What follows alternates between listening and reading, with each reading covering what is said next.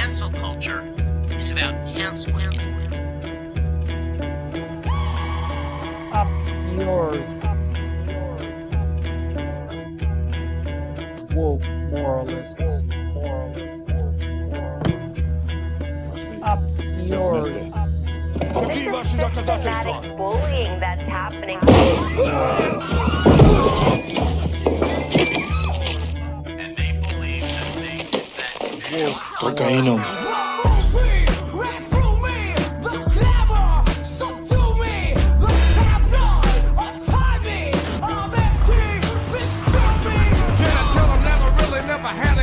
But it's the wax that the Terminator X spun. Now they got me in a cell cause my records they sell. Cause a brother like me said, well, it's born like this, immaculate conception. I transform like this, perform like this, which yells you a new weapon. I don't contemplate, I meditate, then off your head. This that puts against the bed. This that I got realness, I just push, cause it's in my DNA. I got millions, I got riches building in my DNA. I got gunk, I got evil that rot inside my DNA. I got off, I got trouble, some heart inside my DNA. They seem animalistic is what I mean. No, they're worse than animals. The woke mob, they ruin everything. They stopped Ben Shapiro from going to events and speaking. They stopped Ann Coulter from doing it. I will never surrender even a single inch of ground to a pitchfork mob. You never cave to the mob. We will never bow to the mob. Ever. No matter what. Do you see the final expression of cancel culture in terrorist groups like We'll see who cancels who. They want you to comply. Hey, how's it going, everybody? Hello. We'll see who cancels who. Whatever happened to him? He's like ill, right? He's like super sick. Yeah, Jordan I Peterson. think he is alive, as far as I know, but he's been sick for a really long time with some sort of disease. I don't know. The last update we got from his daughter, Michaela Peterson, I believe that's her name. Maybe it's Brittany. I think it's Michaela, though.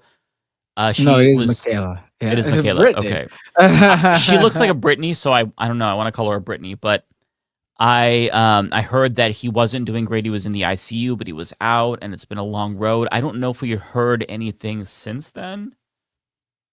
So, Oh, I think you're muted, Lance.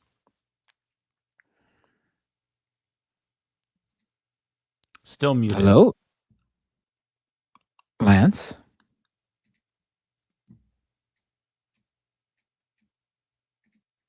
Hello? Still muted. No, leftist audio strikes again. There we go. Oh, here we go. There we go. I did it. Good. You didn't hear any of my spicy takes. I'm not canceled. That was a freebie. Hell yeah. You said a couple slurs. I was reading your lips, though. I saw it. Maybe I did. Maybe I didn't. Jordan Peterson, eh? How's he doing? Any updates? I feel like Lance, you would be the one who's more in the know. Like, have you heard from his daughter? Have you seen anything from his daughter?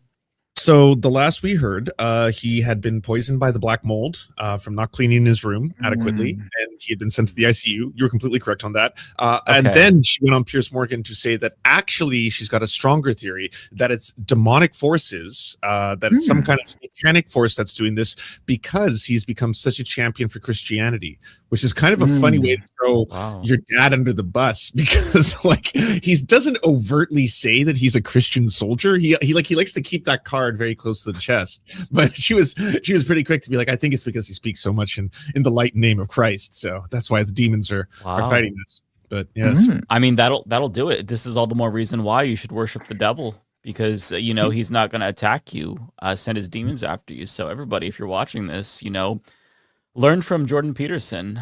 Don't become a Christian, become a Satanist, because that's the only safe way. The angels aren't going to do that for you. So, or they're not going to do that to you, I should say. So, hail Satan, I guess, right? Hail Satan. Yeah. So I wanted to start out. I have a really great clip that I just saw thanks to Right Wing Cope. So I'm not sure how many people are familiar with Cam Higbee. I know you all are, but I'm not sure if the viewers know about Cam Higbee. He is a right-wing influencer, and he's of the pro-Israel variety. And he just had an interview on Fox News that was really interesting because he throws up in his mouth. And after he does this, he struggles he struggles to find his footing again. And it is, it's not like hilarious, but it was satisfying nonetheless. I don't know. I think it's pretty funny. You think it's okay? It almost seems like he's just so revolted to have to do something like this. It's not as good as the Wolf Blitzer clip by any means, but yeah, I think you're right, Lance. He's fighting the bullshit. He can't even tolerate his own lies that he's choking on them, literally. It's craft versus host. Like you'll see it happen in real time. Oh, I didn't know he was a PragerU producer. I guess that makes sense. That does make sense. He did. If you look up PragerU student, that's exactly what I picture. And I do think did you say professor? I thought you said student. I was like, is that just a person who watches YouTube? Oh. He did adopt a pedophile mustache. I don't know if he had this before. Is this new for him? I don't follow him super closely. I don't know. Oh, somebody says Hitler hair. He is looking a little bit more Hitlerian. Yeah, I mean, he's a Zionist, so if you turned up, the pedophile slider on the character attributes, that it would be certainly not insignificant. I'll just say that. I think that makes sense. Yeah. Well, okay, I'm gonna go ahead and press play and let you all enjoy this beautiful segment. This is all intentional. It's Hamas's plan. The problem is that their plan is essentially to spread this propaganda throughout the internet by using sorry guys. All right, let's go to RA's Cam. Get yourself together there, my friend. The launching of missiles from densely populated urban areas like the Gaza Strip, it essentially they want people to see what is happening. I'm sorry. That's all right. What? Let's get to this politically. I don't understand how that happened. What is even happening to him? I have a theory. I think that after he puked into his mouth the first time, he tasted it, didn't have the chance to drink water, and it was making him gag the second time when he was trying to talk through it. Because you can kind of see his face. He's like, the pain. Yeah. What? But I don't understand what was what. I'm not really sure. As Right Wing Cope describes it, he was. Oh, it's not letting me exit full screen. We could play it one more time. We'll play it again. Magachip commentator has a brutal panic attack and vomits in his mouth while defending Israel during first time on national television. So maybe a little bit of the nerves, maybe some stage fright. I love it. It's just so wild this exists because I now have seen so many within the I think this is only like an hour old, right? Or something around there. It's from today. I'm not sure how old it is. Okay, because already there's so many conspiracy theories. Is there really? Wait, this is from today? I swear I thought I saw him do this previously. Oh, really? Is he known for this? Are we sure that this is? Maybe he stopped doing live television and switched to like pre-recorded segments or something. Yeah, I actually don't know, honestly.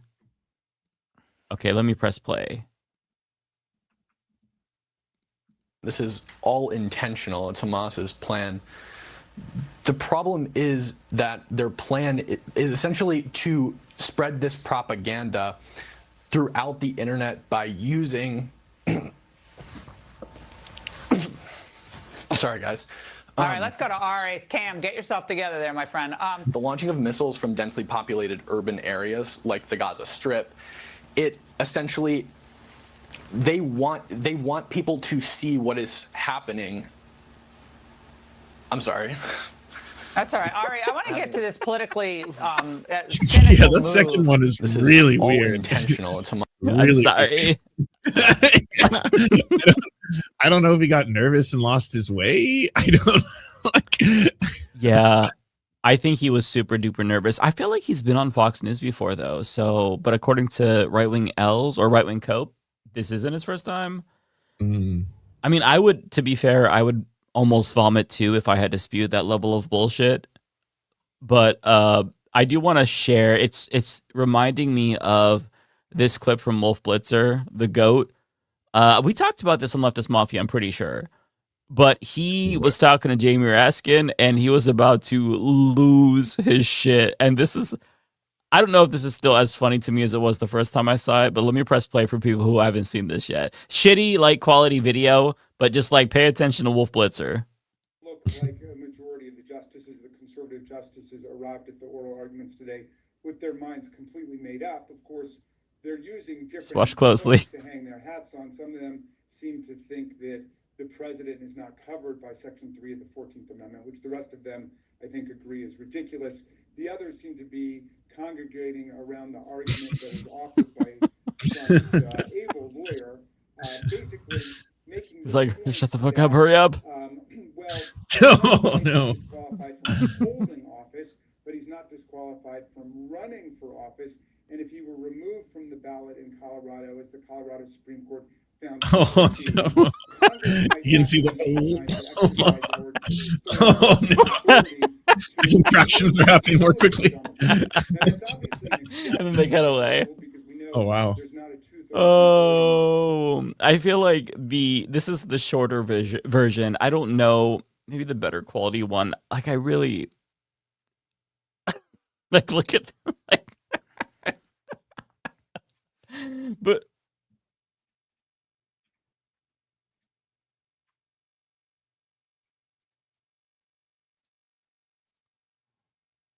what happened?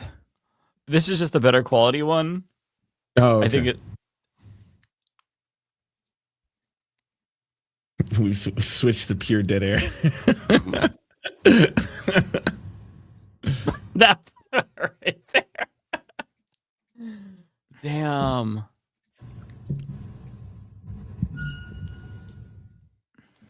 Yeah. He needed to step away for sure. Did you all see that video? Was I sharing that? No. I don't see anything right now. No, I'm actually quite confused as to what's happening. That's why we were. Oh my that's god! why, I'm just that's sitting why here we said, laughing at the screen, and you can't even see shit. Let me play it. That's why you said, what's going on? I thought you were queuing it up. Yeah, I was like, this is profoundly bizarre. It was like uniquely bizarre. Where me and Matt clearly were in the Twilight Zone, just like, what the fuck is going on? And you're like, right? Oh my god! Did you see the first Wolf Blitzer clip that I shared? Did that work? Yeah. The first one worked. It did work. Don't gaslight me, goddammit. Okay, this is the better quality one. You can see a little bit better. Okay, this is what I was reacting that was to. offered by Trump's able lawyer, basically making the point that, well, Trump might be disqualified from holding office, but he's not disqualified from running for office. And if he were removed from the ballot in Colorado, as the Colorado Supreme Court found he should be, Congress might act in the meantime to exercise our 2/3 authority to remove the disability from Donald Trump. I'm Paula Reed in Washington. Wolf had to step away. He'll be back. Had to step away. Okay. So now you all know what I was enjoying so thoroughly. I'm sorry I was not sharing my screen. Sometimes I fuck up. It's all right. It happens. It happens. Listen, we're not all perfect. It makes it funnier that I was just reacting while you were watching to me react to nothing. It honestly does. It's cringeworthy at my expense, but I accept it for the lulz. So I appreciate it. Me and Binder accepted the silence. Right? We were just sitting there and I mean, I said something. I was like, what's going on? I said something going on. What's I was like, this is weird. I almost don't want to break it. It's so eerie. I was in a trance watching Wolf Blitzer puke by myself. When are you guys going to start talking about the autopsy report? I guess we can. Did you guys have thoughts on the autopsy report? We can give it an autopsy. Get into that. Yeah. I'll give the time to cancel it. We cancel everything here. Throw in the cancel hammer at the autopsy report and the DNC. Yeah, so basically I'll try to give people the rundown here. Essentially, after much delay, the DNC finally released their 2024 autopsy report. And I won't lie, it is dog shit. I predicted it to be pretty bad, but it's very bad. There is spelling errors. There is incorrect data. There's people speculating that it was written with ChatGPT. And as Prem Talker points out, the entire 192-page autopsy does not include any mentions of Israel, Palestine, or Gaza. It also notably doesn't include mentions of inflation, I believe they don't talk about Joe Biden's age at all. And one of the main takeaways is that Democrats need to moderate more to win elections, believe it or not. Okay. And what is it? I had a tweet of, here we go. So Third Way seized on this initially because they're like, haha, they're proving us right. But then they deleted it because when you actually wade through the document itself, it's clear that there's zero legitimacy at all to this. And on one hand, it's like you can kind of sympathize with Ken Martin for not wanting to release this to the public because it's embarrassing. But I think that delaying the release of it made it 10 times worse. And regardless, it's still his fault because the person that he hired to do the autopsy is one of his friends. And it's Paul Rivera. He has since been fired from the DNC after this was released, I'm assuming because it's so embarrassing. And to make matters worse, this is according to John Favreau, who says that he held a call just for DNC members. And according to a person on the call that talked to John Favreau, Martin essentially just read his public statement on the autopsy and then refused to take any questions. And I think it's this statement that he already released, where he talks about how, I wasn't ready. The report wasn't ready for prime time. There was no source material provided, yada, yada, yada. And really, like, I went through the document itself. I cannot impress upon you enough. It is fucking crazy how bad this is. There's just like a heading for executive summary. It's blank. There's different data for the same candidate.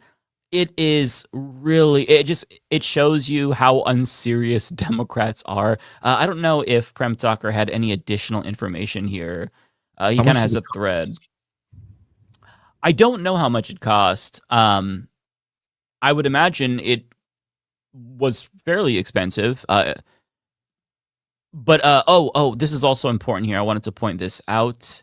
Everyone's pointing out that it's AI. They're all saying it's AI generated. Like some people think that it's written by ChatGPT.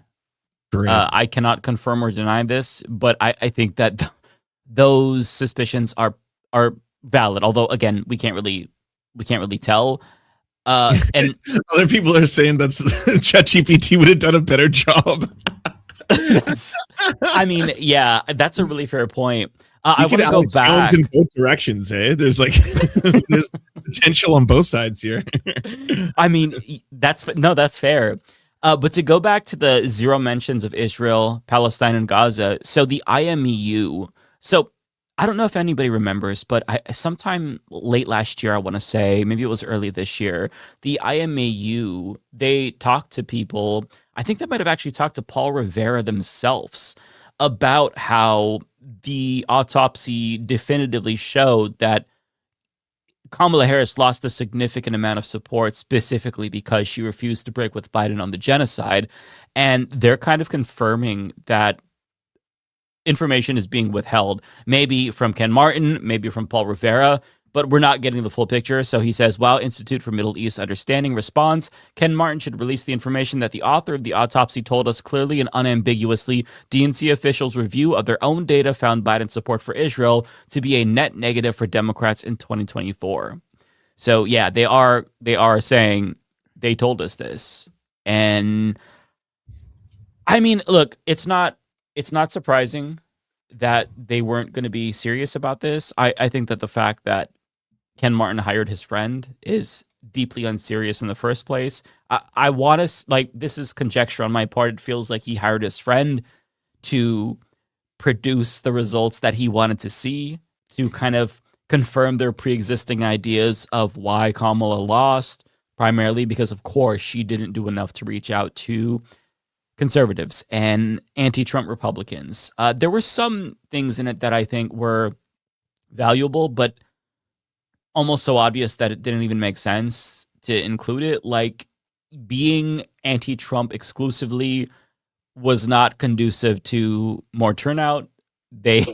Democrats need to be affirmatively for something and not just anti-Trump. It's like, you think? You fucking think? Yeah, that's the DNC autopsy in a nutshell. There's other tidbits here and there. I think that's the TLDR version of it. just completely unserious. And I feel like if Ken Martin doesn't resign as a result of this debacle, again, they have no legitimacy whatsoever. It's just a clown show. Matt, you seem quiet about it. Do you not agree with the results of the autopsy? Or No, I mean, I don't really know what to say. First of all, I haven't really looked too much into it yet, but also, like, I get the importance of them releasing it, but what did we think? Like, obviously, from what I did see, it was, brutal towards Biden, but I mean, that's the easy part. Yeah, Biden exactly. has no shitting on Biden has no relation or any sort of cash for the future. Whereas coming to terms with what the party's position was on Gaza and Palestine and Israel, that's something you do have to deal with as something that you'll have to address going forward. And they apparently did not feel like that was the autopsy was the time to address it. It's not surprising, but it is a little bit disappointing, I guess. I'll give Ken Martin some free advice. He might not want it, but here it is either way. If I'm him, I respond by immediately apologizing, saying, listen, I said I would release the autopsy, then I refused to release the autopsy, and that in and of itself violated your trust. Here's what we're going to do. And this is if I'm not resigning, which I would if I were Ken Martin, to be clear. But if I'm trying to rebuild trust, I say, listen, all right, you all want the autopsy. I was embarrassed to release this. It's an abomination. Here it is anyway, just so that way you know what we have. I think this is obviously not up to our standards. So what I'm going to do is immediately commission a new autopsy. And the entire process is going to be transparent. It's going to be out in the open. And we are not just going to cover the things that make us uncomfortable. We are going to go through all of the valid complaints that people are talking about. Israel, Palestine. We're going to talk about the corporatism that also may have contributed to Kamala Harris's loss, our reliance on billionaire donors. These are things that we're going to evaluate, even if they show it had no impact. We are going to look at them because these are concerns you all clearly have.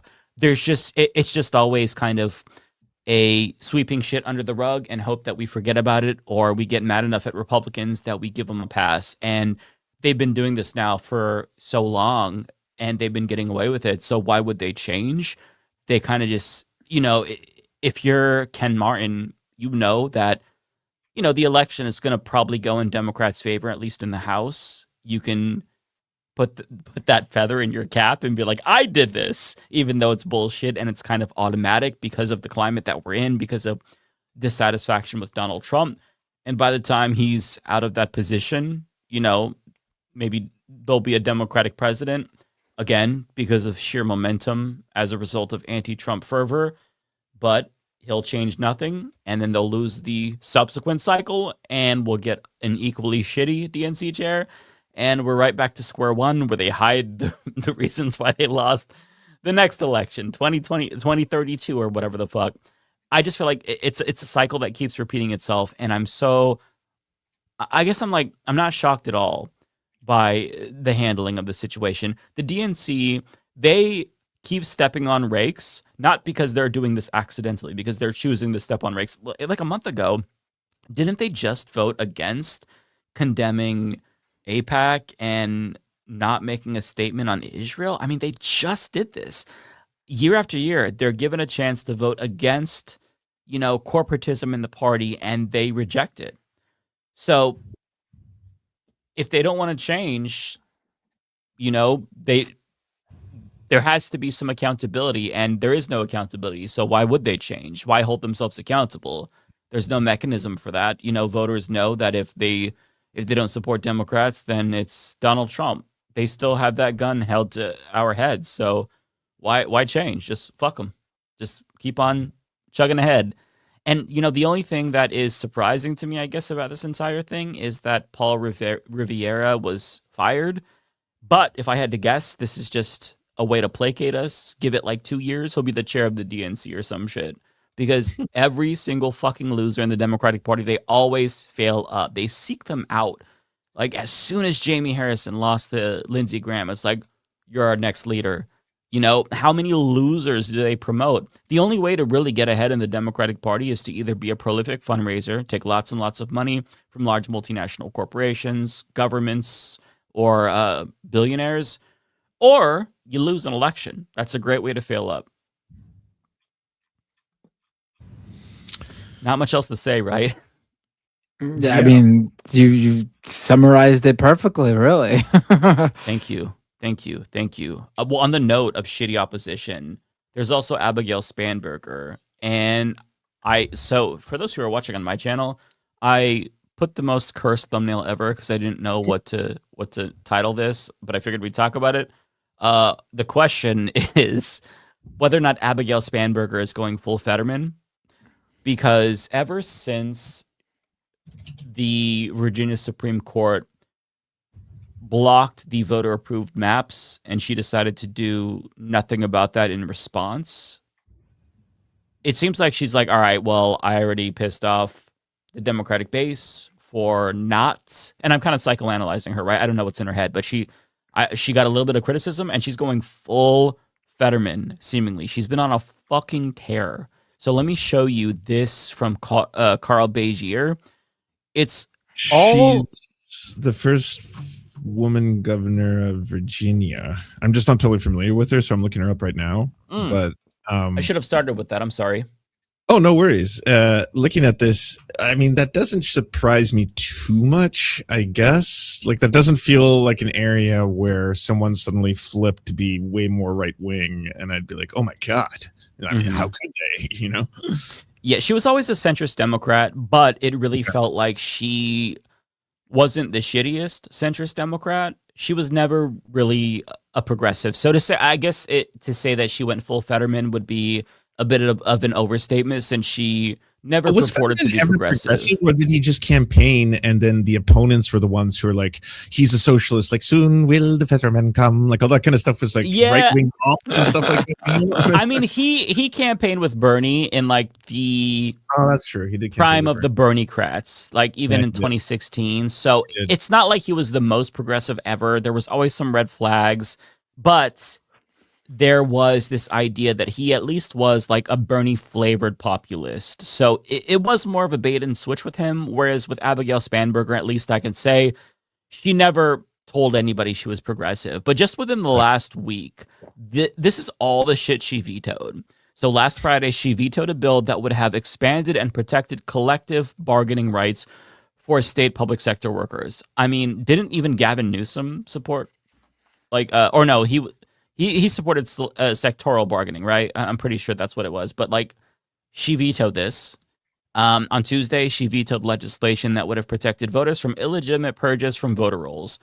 I mean, Republicans are trying to wipe Democrats off the map, and she vetoed legislation that would protect them from illegitimate voter purges when that is an actual threat to Democratic voters in precincts that are majority Democrat. It's crazy. Also on Tuesday, she vetoed 2 bills that would have provided an affirmative defense and strengthened protections for defendants afflicted with mental illness. I don't even understand the logic for this one. She also vetoed a law that would have established Virginia's first statute allowing for class action lawsuits. Okay. Vetoed a law capping the use of private funds by election officials, vetoed a law that would have shielded universities from speech restrictions imposed by their boards, similar to those pushed for by Trump.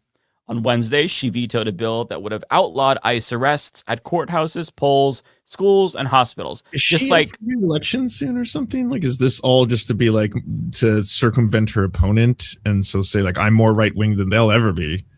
I mean, she just got elected, so I can't imagine she is doing this for any other reason than, I guess, to make her party seem more moderate. Wow. Yeah, I mean, like, this one is just, she's doing fascism. Right, so she was a wolf, that's all. She was a wolf in sheep's clothing. Yeah. She also vetoed a bill that would have legalized the sale of marijuana in Virginia. Like, she vetoed that. That's crazy. On Wednesday, she vetoed legislation that would have lowered prescription drug prices in Virginia. So she is pro high drug prices. So I don't know what she's doing. She's done some good things initially, But it seems like after that fucking Virginia Supreme Court decision, she snapped and she's like, fuck it. I'm going to go full Hitler. I'm going to become a fascist. We're going to let ICE into the courts, going to veto marijuana. Like, I don't even understand what's happening here. And it's just, you see article after article about all the shit that she's vetoing. And yeah, a lot of people in the chat are pointing out that she's former CIA. Yeah. That explains a lot. Well, that's fun. Can you explain to me all these rumors I've heard of a so-called Marjorie Taylor Blue? What? The internet is all over this. There's a Marjorie Taylor Green of the left, and they're calling her Marjorie Taylor Blue. Are we talking about the actual MTG or that No, Democrat lady who was running? The Democrat lady. She said something about putting people in concentration camps. Is that the one? Okay, is that all she said? Because I've seen other people say that she's spreading full-blown, Elders of Zion style anti-Semitic conspiracies about like how Jews control Hollywood and stuff like that. And I was like, oh, well, yeah, that's just easy to call it anti-Semitism. No one should associate with her. And then other people are like, no. She specifically said that all she wants to do is lock up all the Zionists and put them in concentration camps. And then I was like, well, even that language is pretty, you gotta understand, in America in 2026, I don't see how far your ticket's gonna go doing that kind of stuff, right? I don't know, unless America got way more radical in the last 2 days. I have not heard of her. So I saw that she made that post, and then I saw that Neera Tanden attacked Hassan Piker for endorsing her. Sam Cedar called her out for that. Because he didn't. He didn't. And then Sam Cedar called her out for that. And then she apologized to Sam Cedar for being wrong, but not Hassan Piker.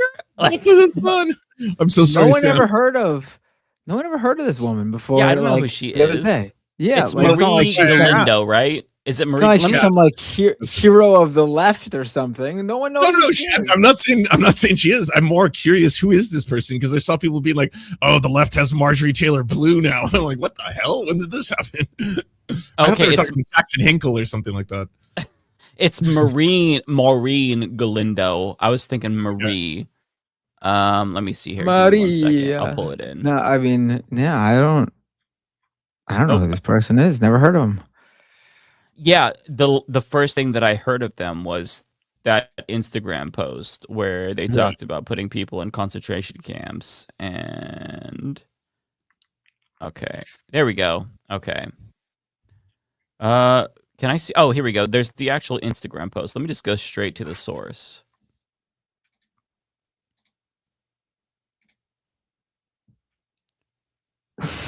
Okay, this is a lot. Oh my god. Hang on, let me just that's a long post. It is giving Marjorie Green energy. Are you scanning it first to make sure whether or not you can even say it on stream? Is it that bad? Let me just describe the post that I saw, because the one that I saw, it seems like she took it down.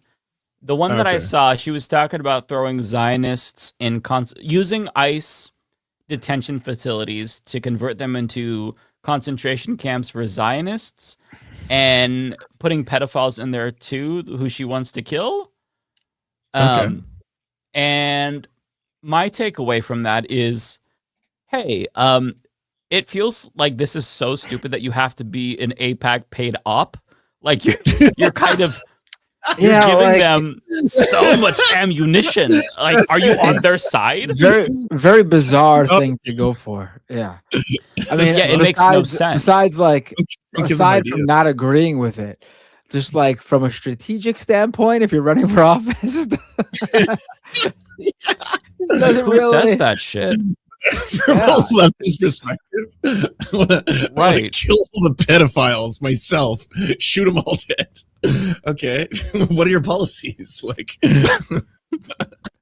Let me see if she has a campaign website, because again, I don't know. She's running in the 35th district of Texas, and I don't know anything about her aside from the fact that she has views that I I guess. Oh, my mistake. She wants to castrate the pedo. Sorry, I haven't read it. Okay. The chat's like you're misconstruing her words. I didn't read the post yet. She wanted to castrate. There's a little bit more to. I think it's not just so much straightforward. It was a bit weird. Oh my god! Get a little okay. Weird. I have her campaign website. So by that, right? You think this is an extremist, right? When it comes to healthcare, she only supports a fucking public option, bro. What? Guarantee quality, accessible public healthcare options for all, forcing the private market to compete on quality. Girl, you're talking about concentration camps. We don't even get like the fucking Medicare for all. What? We need concentration camps for all the Zionists. What about bro? Well, we can't get extreme here, all right? This isn't communist. We gotta work our way towards Medicare for all first, okay? She's taking the Mallory McMorrow position on healthcare. That's crazy. Yeah, accessible healthcare. Now I almost think it is an op because there's a lot of memes about how like U.S. leftists specifically will ignore like all these like crimes and war crimes and atrocities like their country does as long as they get healthcare. Like that's the meme, right? It's like, yeah, that's the U.S. left. They're effectively like, give me healthcare. I don't care if you bomb Libya to the ground, things like that, right? Right. So this is that meme just manifests into a candidate. Zero. So she's also taken the Kamala position on LGBTQ plus rights. She's not mentioning trans people a single time. There are very specific things that trans people need to be protected, and it's just like vague LGBTQ plus people. Yeah, I don't want to be conspiratorial. I'm leaning towards like, bro, AIPAC is like, what if we paid a candidate to make them look like they're evil, like evil leftists? No, I mean, that's probably not the case. Like, I'm not actually making the allegation. It just feels like she's going out of her way to make us look like dipshits. And I don't appreciate that because the whole, like, we've been trying for almost 3 years can make now. Ourselves look like dipshits. Yeah, well enough on our own. We don't need any fucking help. Right. Thanks, AIPAC. We don't need your help. No, but like for 3 years, we've been trying to make sure we go out of our way to get people to understand that anti-Zionism is not the same as anti-Semitism. And when we talk about Zionism, we're not talking about Jewish people. We're talking about the government of Israel. And we're very careful with our language because they're so, they're so willing to slander us and call us anti-Semitic for criticizing the policies of the Israeli government. So when you have somebody come along and be like, I want to throw the Zionists in concentration camps, the people who are like, oh, when they say Zionist, they mean Jew, like it makes it look like that's a legitimate argument when I don't agree with that. I think that's fucking unhinged. Yeah, I think it's bizarre that this person would come out of left field and get all this suddenly all this attention. Question, and the fun question is to pull out the old lever and see if you guys want a trolley problem this though, because what's her opponent? You know about her opponent? Is I don't, but is her opponent super shitty? Because if so, then it's like, well, what do? Do you take the Marjorie Taylor Blue, roll the dice, and just introduce a little chaos energy into the? Let me throw a wrench into your little trolley problem here, Lance. Okay, I'm going to give you 2 facts about her. Okay, or him. So it's a male opponent. He's endorsed by AOC. Oh, but is a Henry Cuellar Democrat. He's a cop. He's a former cop. What? And I assume, do with that information what you will. And I assume I think people could change their mind after experiencing what, but he's got to actually have changed his mind. He had to have an awakening here. If he's pro-Israel, it's 100% the meme because the choice really comes down to like, are you going to accept someone completely unhinged who you don't really know much about and where she's going with all this, but she's actually going to be better on foreign policy so people don't suffer around the world as much. Is that? but you won't get the public option. You won't get Medicare for all. You'll be stuck with the public option. Let me see what this person's name is. So according to, and Hassan has weighed in on this, according to Dave Weigel, again, forgive me if I have some details incorrect because I have not been following his name is Weigel. Last name is Weigel. Okay, thank you. No problem. He says, haven't seen anyone else criticize this AOC endorsed a police officer who, if he gets into Congress, will likely vote more with Cuellar than her. And so let me just see what Hassan had to say. And the biggest error, in my opinion, was for her to then turn around and endorse Johnny Garcia. Johnny Garcia, okay. Okay. If you're in Texas 35, go vote for Johnny Garcia. Okay. That's ridiculous.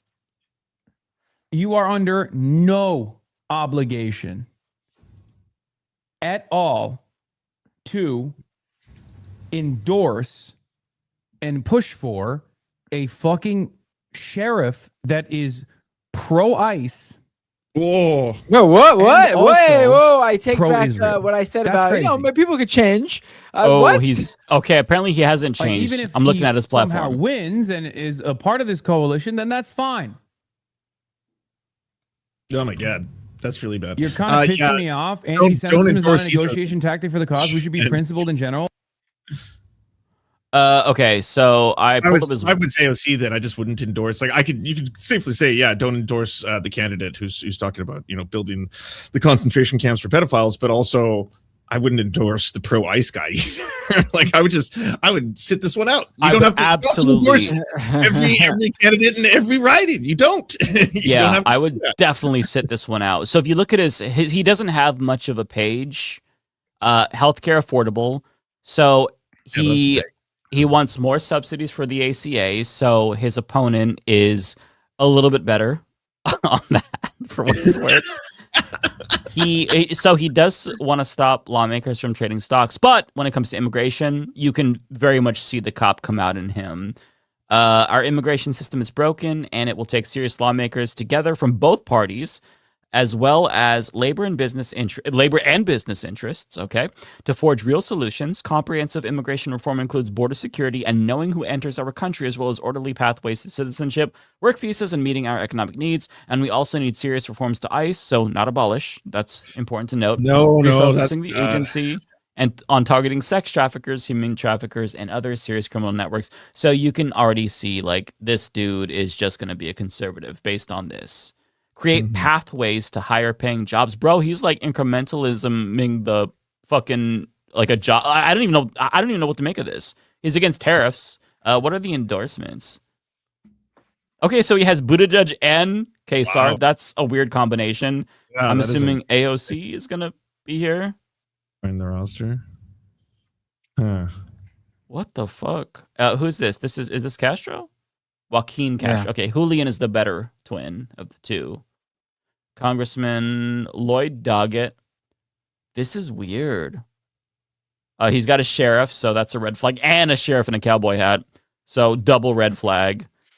I mean, why don't we just like nuke this race and start over? Just cancel the election. That's why this one's kind of fun, because the stakes are a lot lower, right? I'm not like, it's not an actual trolley problem. I think my honest answer would be, is there no other option here? Could there not be a third thing? Can someone else not run who is like, I am for the emancipation of Palestinian people and fuck ICE and Medicare for all, and there you go, and trans rights are human rights. That doesn't seem like a lot to ask, right?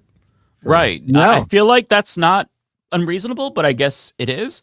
One thing that I'm noticing is, so this is it's a leaning Republican district according to Cook, but it's open, and okay, never mind.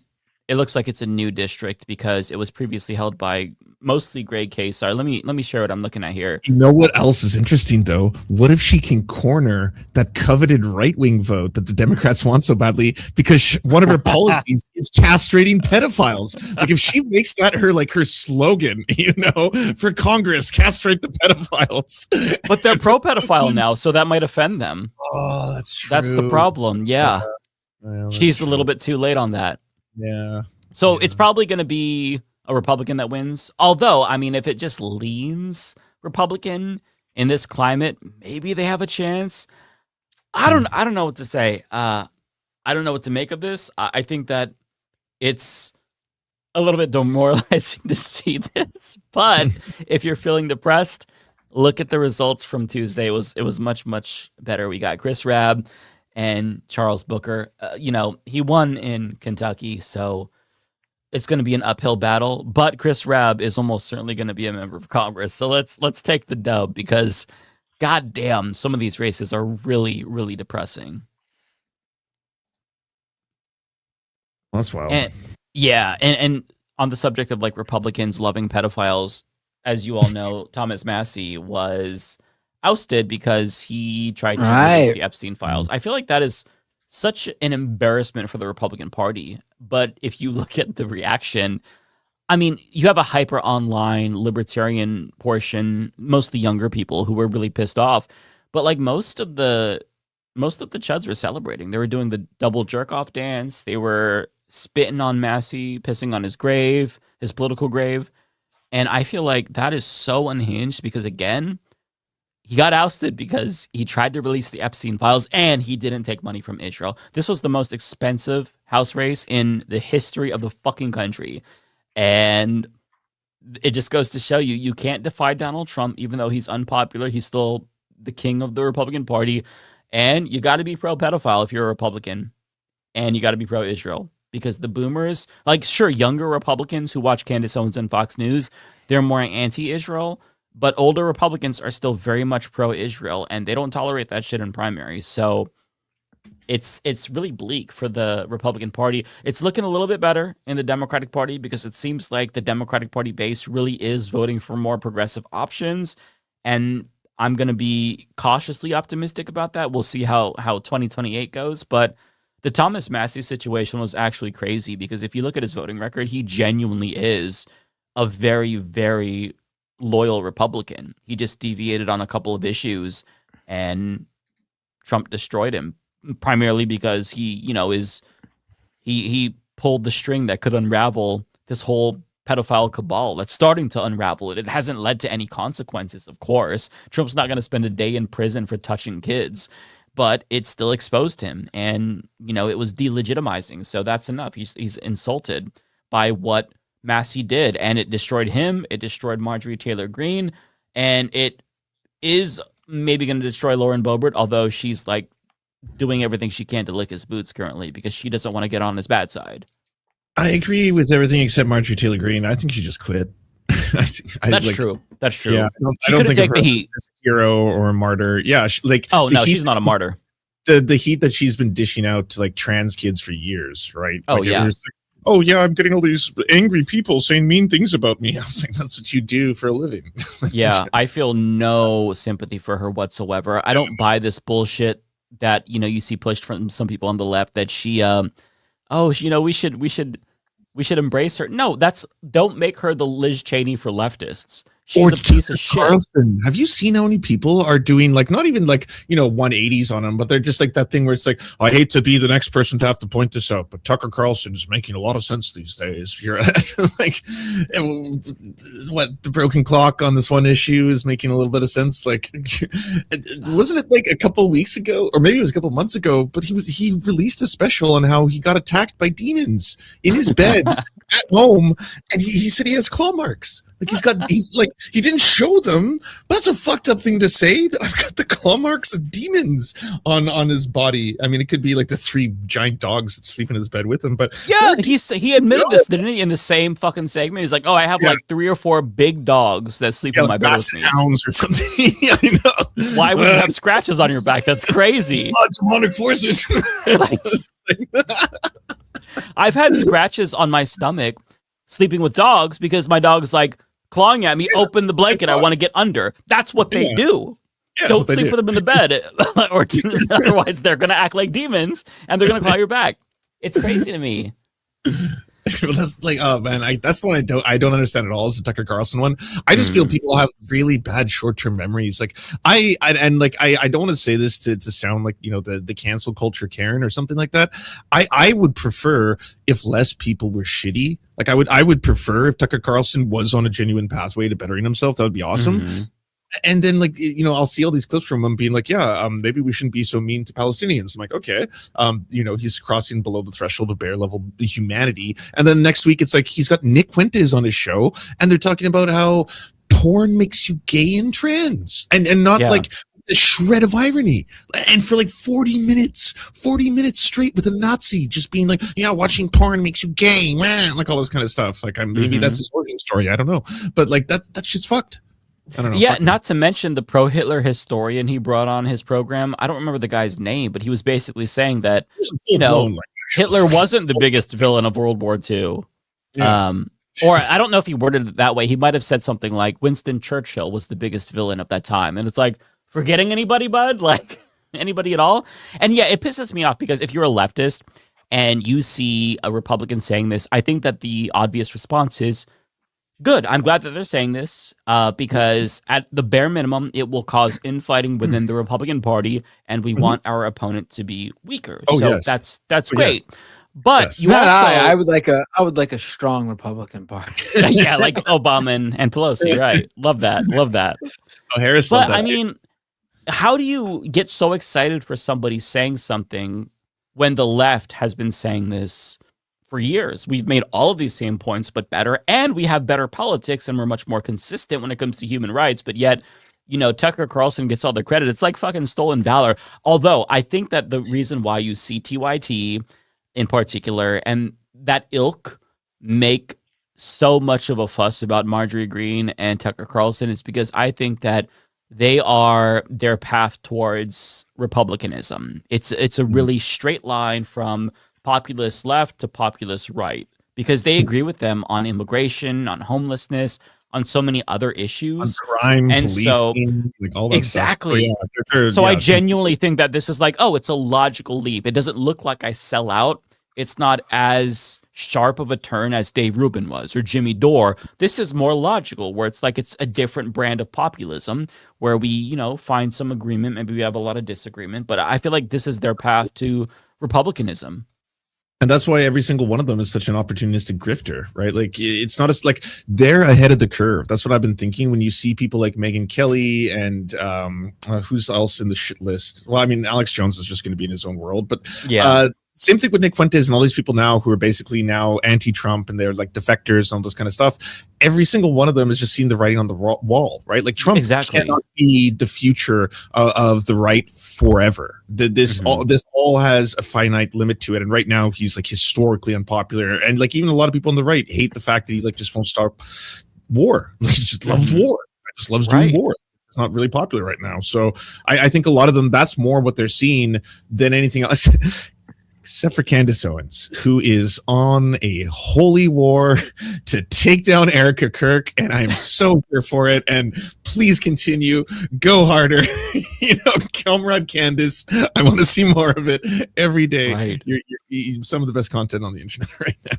Honestly, yeah, she has. Let me just say this: Candace Owens is a demon, but she's so fucking entertaining.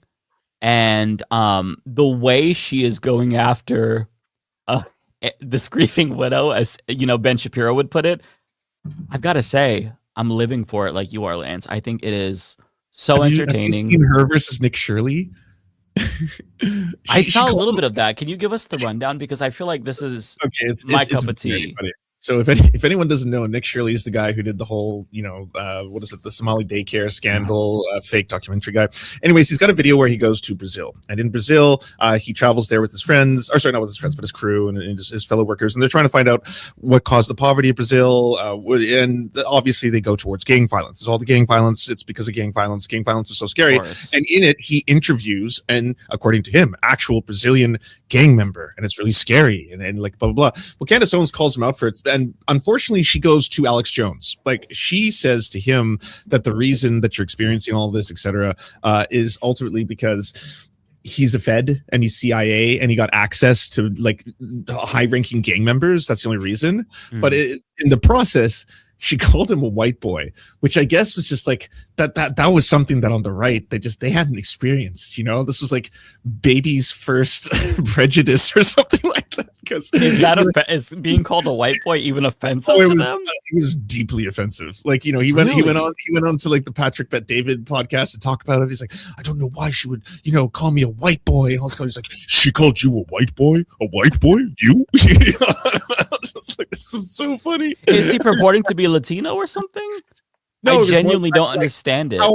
How do you gain access to high-ranking gang members as just a random white boy with a camera? She has a point. Like, Right. you know, it's not a thing that just like, unless you're like, I have a connection through Vice, or I'm going to hook up with somebody. Like, it does seem kind of wild. So when you watch it, I think, this is my own personal theory, he gets fleeced by the locals. Like, I think the locals, because he does talk to locals, he gets tour guides, he you know, pays them money. He speaks pretty decent Spanish, by the way, because he was part of I think a Mormon cult that tried to recruit people. So his Spanish is actually good. His Portuguese isn't bad either. And then I was surprised about that. So he was like, For Nick Shirley?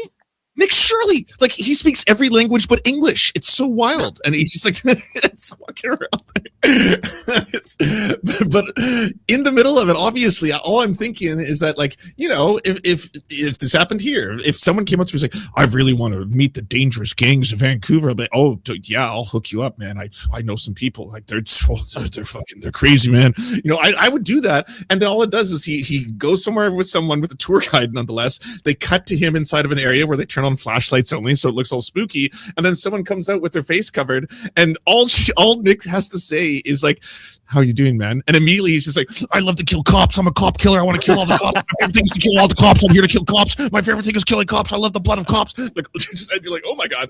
And then 2 seconds later, Nick's like, and like, no more questions. He's like, I hate civilians. I'm gonna kill all the civilians, kill everybody. I'll kill every single civilian, every single cop. I'll kill every.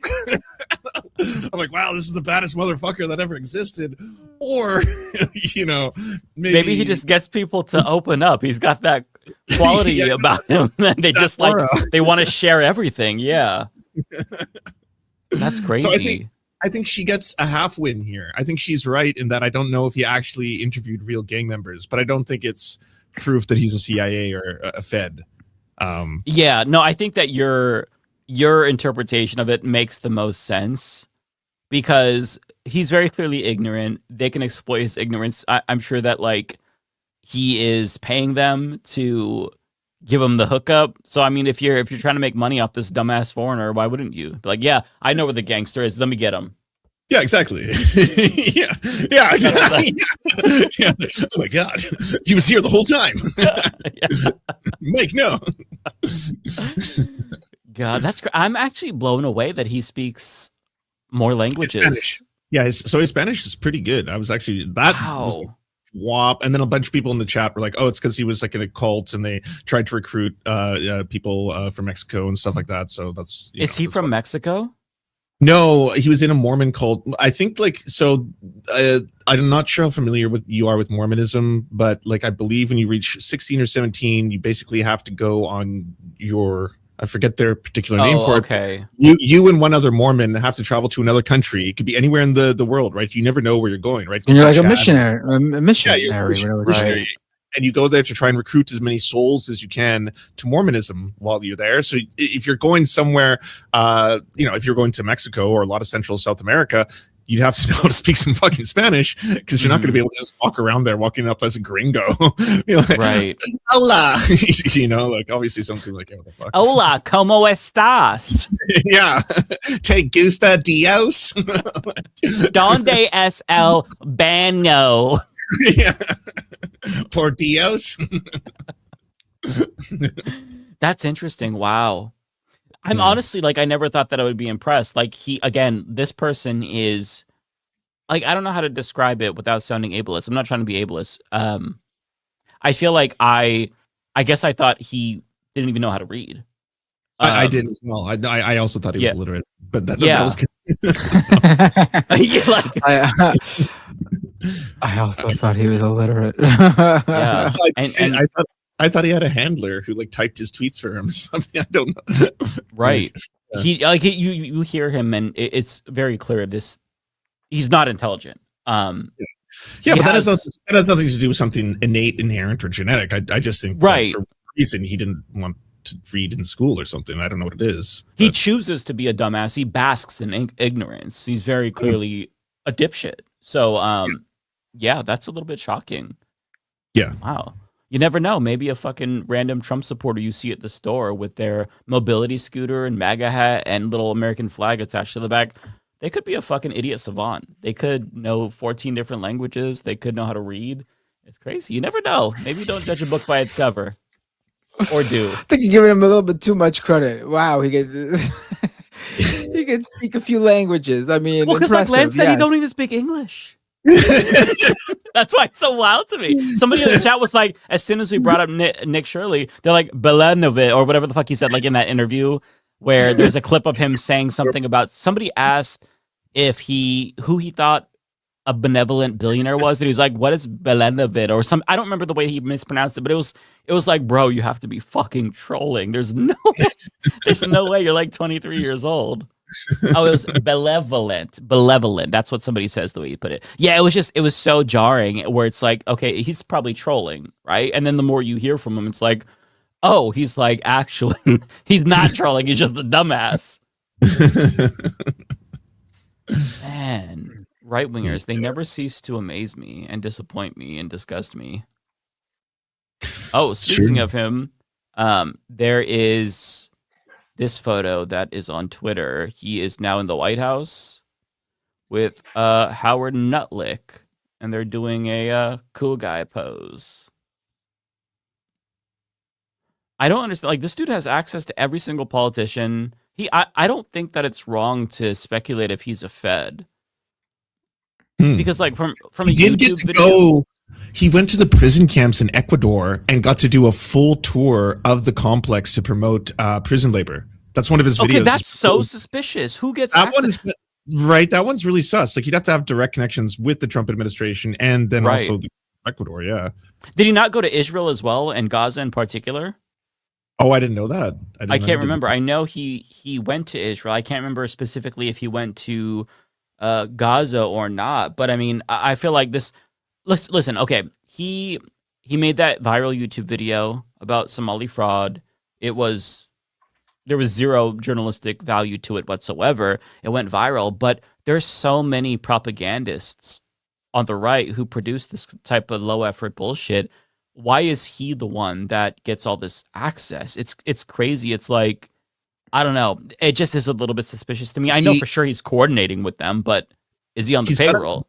He's got a doppelganger that's way like somehow even grosser than him, who does the exact same thing as Nick Shirley, but he's way more racist and aggressive outwardly. Like, he'll frame everything always being about the ethnicity and race of the group he's going to attack. But he's like that guy, I can't remember his name, but he gets attacked all the time. Like, it's very different than Nick Shirley, where Nick Shirley seems like he's on a quasi nice vacation with a tour guide and just asking locals to hook him up with the story that he wants. That obviously at a certain point, a local is going to be like, yeah, sure. Do you want to go to the favela? Do you want to meet the gang member and see the cocaine? Yeah. Right. You know, yeah. And then you get the video. Nick Sordor, is that his name? I know Thought Slime did a video on the guy. He basically does poverty porn for a lot of his videos. He'll go to like the downtown east side of Vancouver and film people literally like, you know, shooting up and living in extreme poverty, and then like just sit there with his camera and be like, isn't this fucking gross? Sick. Look how gross all these poor people are. Sick. And he makes bank. Like, his videos do fucking numbers. It's so gross. I hate that. I hate that that's a genre. I know. On YouTube, where it's like poverty tourism and just. Oh, Tyler Oliveira. That's it. Tyler Oliveira. Oh, I've heard of that name. Okay, yeah. I don't think I've seen a single video from him, but yeah. Oh, they're so bad. Like, it's no shock that like in a lot of them, he's like, it's almost like in some of them, I feel it's a setup because there's so much violence going on. Like, people chasing him and be like, I'm gonna fucking kill you. That might make it a little bit more entertaining, at least, where there's some threat. That wouldn't happen if you had, you know, a government handler or, you know, some official from the state to kind of escort you. I'm just saying. Yeah, it's true. The one who can help you put pen to paper. Yeah. To mark your scribe. Yeah, I mean, not to conspiratorialize. It's just very strange. I think that he is what's the thing they always call musicians, like especially black female musicians, like industry plants. I get industry plant vibes from Nick Shirley. Would you accept that he's a normal silly clown man who is being promoted now by people who find him to be a useful silly clown man? Because I think 1,000%. That's probably the likely situation. Yeah, that's probably where my heart lies. Just yeah. So It's just his rise has been meteoric, and so that's why it fuels my skepticism. Just because, I mean, you look at right wingers; they're obviously botting their YouTube accounts and shit like that. I mean, David Pakman, as you know, him and I have disagreements, but he did a video about Benny Johnson, and his subscribers are very clearly inorganic. You know, when you look at his videos. Oh, no way.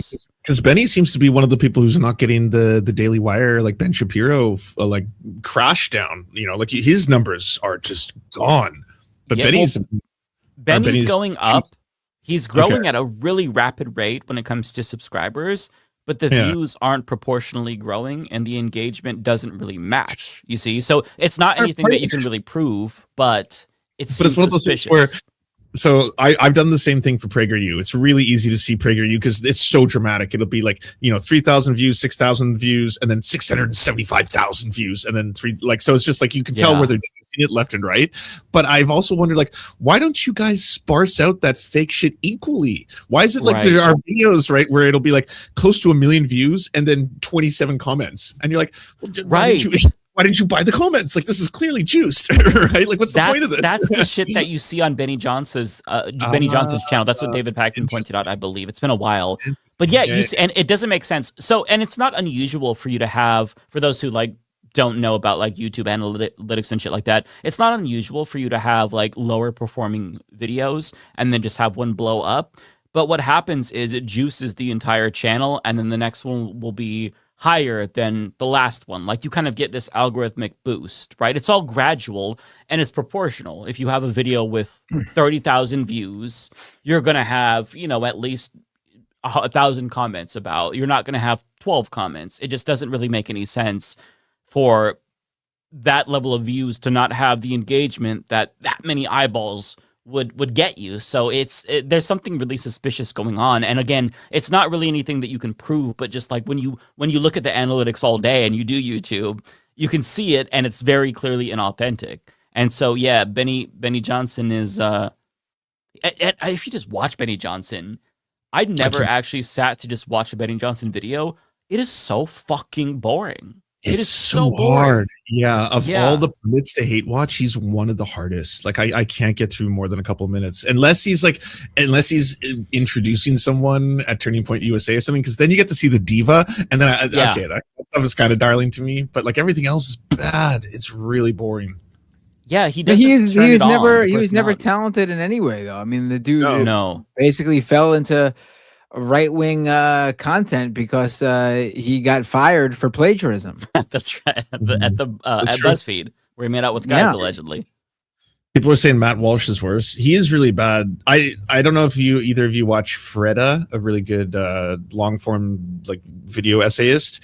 He did a breakdown of Matt Walsh's so Daily Wire is collapsing. The only like content on the Daily Wire that still is doing numbers is Daily Walsh's new documentaries on slavery and history and stuff like that. But I think Freda exposed him for having written the whole thing on ChatGPT. Like cracked the of course.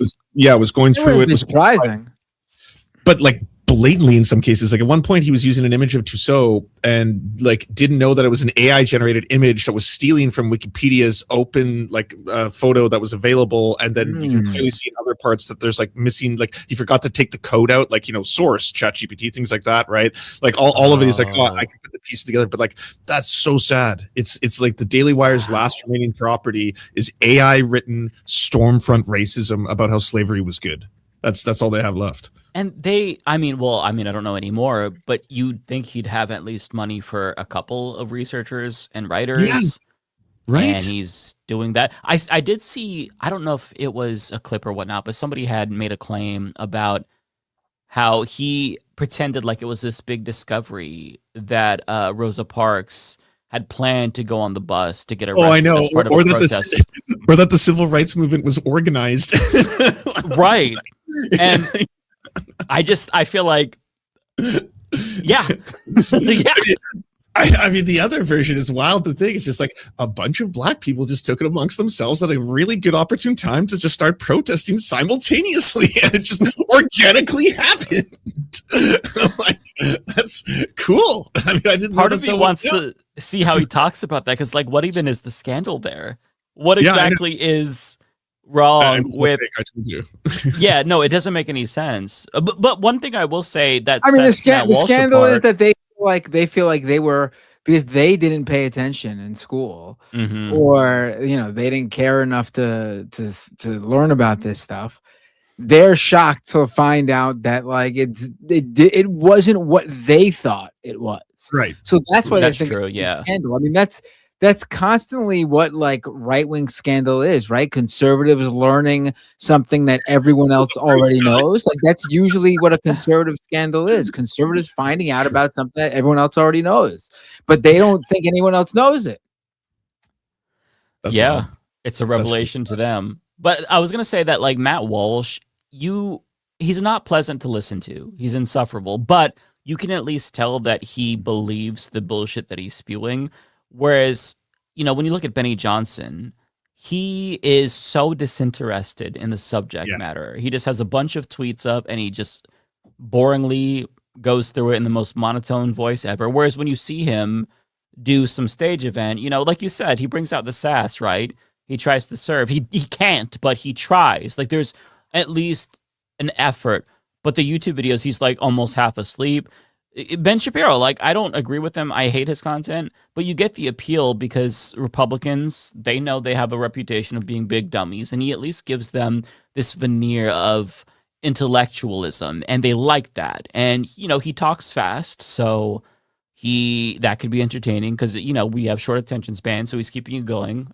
And but like I genuinely don't understand Benny Johnson. It makes no sense. He's not doing anything particularly unique.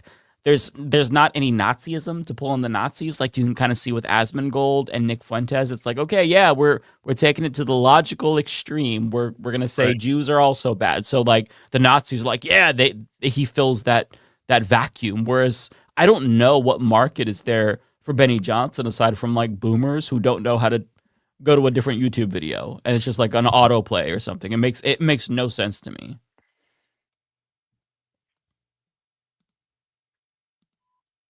Well, that's the Benny Johnson. I think that's a good way to describe Benny. I mean, there's a way to describe Benny Johnson, but there's a number of guys on the right that you can describe in that way. I think that's fair. Yeah. Did either of you watch the Jillian versus Sam Cedar debate? No. I heard about it. I think I saw a short clip that someone grabbed and put on YouTube where basically she's like checking with an AI, like checking with AI the entire time. Time, like start to finish. It got to the point where Sam was like, "You might as well just let me give prompts to the AI and speed this through." Can we find this clip? Because I haven't seen any of this. Oh yeah, I can probably find some of them. But the only reason those are great. No, I was gonna say it's like what do these guys do? Like, how easy is it for them to like? Is it really? I mean, I guess it is. It's that easy for right-wing influencers and talking heads that they don't even like know about anything. They just show up and do live chat GPT on air, no shame, and their audience is like, that's why I watch this expert. It's so bizarre. Yeah. Sam Cedar says something, she'll respond with, "Grok, is that true?" And then he says something else. She responds again, "Grok, can you confirm this?" Yeah, I sent you one of the clips, but the reason I brought it up is that at the very start of it, she pulls some very strange moves. She kind of tries to accuse him of being homophobic, which was really odd. I hadn't seen anyone ever pull that on Sam before, where she's like, yeah, here's some, she like had this super cut of all these clips of him talking. And then she's like, did you say all this because I'm gay? And he's like, you're gay? And he's like, you knew I was gay. She's like, I know you know I was gay. There's evidence of you knowing I was gay. And he's like, okay. And that's pretty much it, right? Like, it's just one of those moments where you're just like, okay, sorry. Oh, was she trying to do? You can't weaponize identity politics because I know right?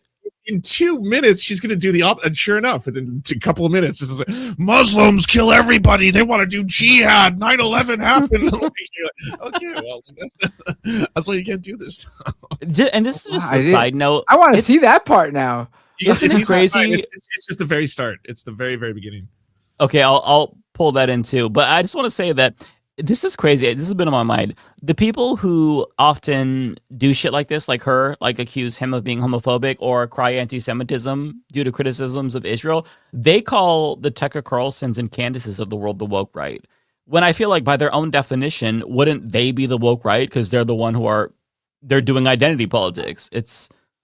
I mean, I guess you could say that Tucker Carlson and Nick Fuentes do identity politics in the sense that they do white identity politics.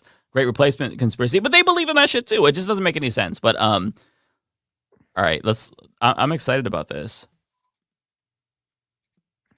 Okay, how long is the time frame to get from? Okay, honestly, I gotta go. This has been great, very edifying, and I appreciate it. Thank you for having me on. Oh, she's just. Oh my God! I did not think that she was actually doing it on camera where it was noticeable. Just open it. No, it was like she was literally holding up. There's a clip of her literally holding up her computer to the screen. Are you to joking? show like what ChatGPT told her or whatever? What? Oh my God! I thought that he caught her like doing it on the DL. What the? No, she's loud about it. Yeah. They mirror no shame about it. Like it's completely normal to do. Yeah, they show the search results from ChatGPT on screen to contradict him at times, being like, Oh I don't my think God. we killed any Iranian civilians, Sam. I think we only killed combatants. And he's like, no, that's not disputed by anybody. We definitely killed Iranians. The strikes killed at least like over 100 children in a school, but I believe we've killed over 1,000 at this point. She's like, not true. And then like she puts the ChatGPT screen on where it's like, it has been confirmed over 1,700 civilians have been killed by the U.S. and Israel forces since the war began. And then I'm like, what is she doing? I was like, is this like, does a producer know that it actually like validates what Sam is saying right now, but you're putting it on screen anyway? Wow, I'm blown away by that. Yeah. That's so humiliating. Oh my God. The short answer is a matter of days to roughly 1 to 2 weeks, Sam. That's the They're answer. days and weeks away from a nuclear weapon. I'm It's gonna drop amazing this in. how many years, Sam, that is the for answer. decades, You are I've been hearing wrong. that. Sam, they had 60% enriched uranium. It takes literally the short answer is a matter of days to roughly 1 to 2 weeks. And I did speak to Short veterans from answer. this guy. No, okay. All right. Keep How out there. long is the short time answer. frame to get from 60% enriched That uranium is to a weapons can't grade? believe The short this. answer is a matter of Huge days to roughly factor. 1 to 2 weeks. Because the law of physics and nuclear engineering, or because of the laws of physics and nuclear engineering, uranium enrichment is not a linear process. Moving from natural uranium to 0.07 purity to 20% enrichment takes about 90% of the total effort. Once uranium has already been enriched to 60%, nearly all of the heavy lifting is done. The final dash to weapons grade, 90% purity, requires only removing one microscopic fraction of unwanted isotopes. Checkmate, I guess Sam. that's the end of the show. Oh yeah, she Thank did that you a lot. so By the much way, for she would randomly edit in her own like after the fact discoveries where she's like, "So hey, by the way, everybody, I just looked this up. Sam lied to you again. Here's a real fact." And then it would be again ChatGPT search results, and sometimes they would leave in the prompts so you can see how she was trying to like teach me about how Sam Cedar's wrong, kind of thing. I don't even know what to say. Pretty funny. Okay, I have the full thing. Yeah, so I just want to see the homophobic part. Like, I want to see that. Skip past. She plays so much clips of herself, and Sam has to sit through it all. So you can skip past all that, and then it's basically when they start talking, like right after. She shows like a little compilation video. You should see the two of them chat, and then you'll see clips from the show basically appear. Okay. Yeah, after these clips is when I think she gets into the, unless you want to watch the clips that prove that he's a homophobe. Oh, okay, yeah, I kind of do. So then you should see the clips that prove his I feel homophobe. like I am uniquely qualified to assess the situation. Well, that's true. I could only give a half pass here. Yeah, I could give the full pass. So Ally of the Year award coming up. We'll see. I'm assuming that her evidence is so robust that at the end of this compilation, Mike is going to have a revelation and say like, "Holy shit! I never realized Sam was actually homophobic." He's a bigot. He's just I love how she wouldn't say shit about Tucker Carlson spewing the F slur on his program, but she's like, Sam Cedar now, that motherfucker, he hates the gays. That's crazy to me. God damn. And you were kind enough to step up for that. You are the first. So, SOT number 3, guys. I wanted to litigate some of this stuff first. Oh, well, I should just say that was not what I was responding to was your video where you said that nobody would show up. I was actually interested in revisiting our exchange on Piers Morgan from a year ago. Promise you we will. That's why I'd like some of your time. Okay, SOT 3. To that woman from The Biggest Loser, go F yourself. Go take the maha and shove it up your ass. Go F yourself. Oh, Now, see, as a I understand YouTube, how influencer- he's mentioning her bussy because she's a gay man. Wait, hold on. I think it's really funny that you would. Hold on. I think it is so funny that you would clip someone saying that about you and then play it on your show when they come on. I think that's so funny. So funny because she thinks that she's making him look bad or something. Bad, I know. But right. no, it's just like, oh, this guy just actually does agree with her or doesn't like her to that extent, and he's coming on because he has no fear at all of this, like of what he's about to talk about. Like, very weird to play that on your show if your guest completely annihilating you previously. She just was very butthurt by it. Yeah. Channel, even bigger loser. Everybody knows I like to keep it real. That's a perfect show for me to go on. Is this a meeting of the Gay Straight Alliance? Just kidding. What's the They're straight both part? gay. They're both gay. Snake oil. That's snake oil. I'm talking about politics. I'm sure she read that book 2 weeks Did it ago. have pictures? Here's someone who quit her show because of criticism of Israel was happening. Talk to me about Islam. Tell me where we're getting it wrong. Please come on my show and justify why Muslims aren't bad. Wrote it 3 hours ago. Nothing. Have we heard back anything? Nothing yet. Oh my God. She's a fool. Her role in media is to defend Israel. I think she's a TERF, right? So she doesn't like trans people and thinks it takes away from feminism, and then is also a Maha person. They want to get rid of free lunches in schools. Both here and in Africa, which I know I care about both. She cares about neither, but is pretending to care about the kids in America. Okay. Well, so first let me address the fact that I'm sorry I did not get back to you within You got 3 hours. great producers. Well, you gave us a lot to work with, Sam. Having said that, I'm sorry I didn't get back to you within 3 hours. A man of your stature, I apologize. But your followers spammed the email I put out. SOT number 2. The Vanguard gets gets to reach you. Have someone from your office email our podcast line. And Silly put and your email there if you guys want to send her an email. Now you know what her address is. So go wild with that shit. And they did. Graphic number 1. You know, well, hold on for 1 second. Yeah. You know, those guys are on a completely different podcast. Than I totally get it, but it seems like they're your followers, though. They like you quite a bit, along with, like, I didn't even know Hassan Piker calls you Uncle Sam. They do a show about beefs, but I think I guess so. So then we got so graphic number 1. So we did in fact get those emails, and it made it very difficult to find yours. LOLOLOL. I think they left off the last O. You're such a fake dipshit excuse of a human being. I hope Cedar guts your duck ass. And how are you too poor to host this email address on your own website when you've been nothing but a grifter your entire professional career? I'll listen off there. Thanks. I don't really know what that part means. Was that my dad? It's only then I heard the progressive host of the Majority Report, Sam Cedar. Sam, keeping it real, Cedar would be happy to debunk all of your nonsense. Die slow, bitch.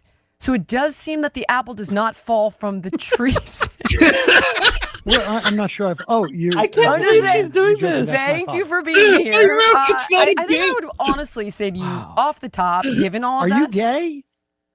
Well, I mean, I don't know. How do you feel about it? I've watched you make fun of gay people now, including Benny Johnson and Steven Crowder, which is weird because Benny Johnson is not gay. Benny Johnson was slamming trans people. Oh, is he not gay? He's not gay. He's not? He's not, yeah. Seriously? Oh. Yeah, it's a little confusing. No, but you've insulted him utilizing that context, which is so weird. Like, why What do you would mean? Okay.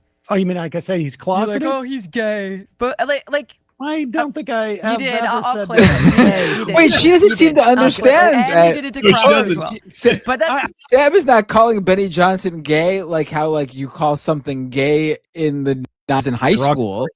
Yeah. Sam is literally like, is Benny Johnson gay? Because, well, frankly, he almost. So I mean, I feel weird. You can tell. I'm sorry. I feel weird even caging it here, like and saying, almost like he is. I don't even know how to describe how gay this guy who won't come out of the closet is. You know what you can speak on authority from? Just be like, I can tell you one thing: he ain't straight. Yes. Right. And listen, I can say, Yeah, say, exactly. Listen, there's obviously heterosexual on the Leftist Mafia. There's obviously nothing wrong with Benny Johnson being gay. In fact, if he came out, that would be the most likable thing about him.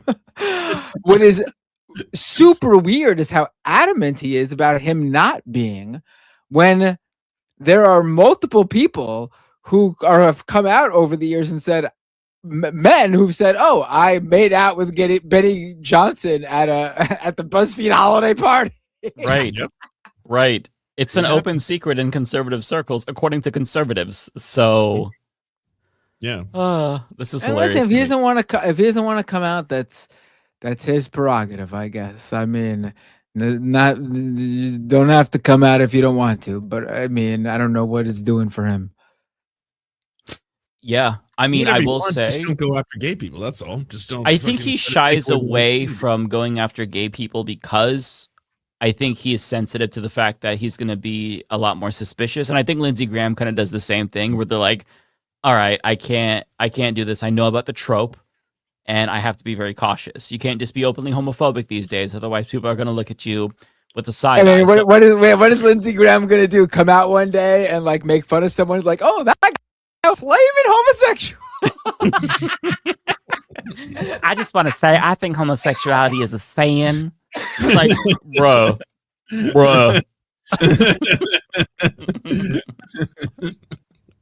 He's like Michelle Bachmann's husband, Marcus Bachmann. If you don't know who Marcus Bachmann is, just look him up. He ran like an anti-gay conversion therapy clinic, and he has interviews talking about it. And he's like, "We just want to help these kids." Like, I swear to God, like the biggest stereotype ever. And I don't want to promote stereotypes, but like he is a very effeminate male.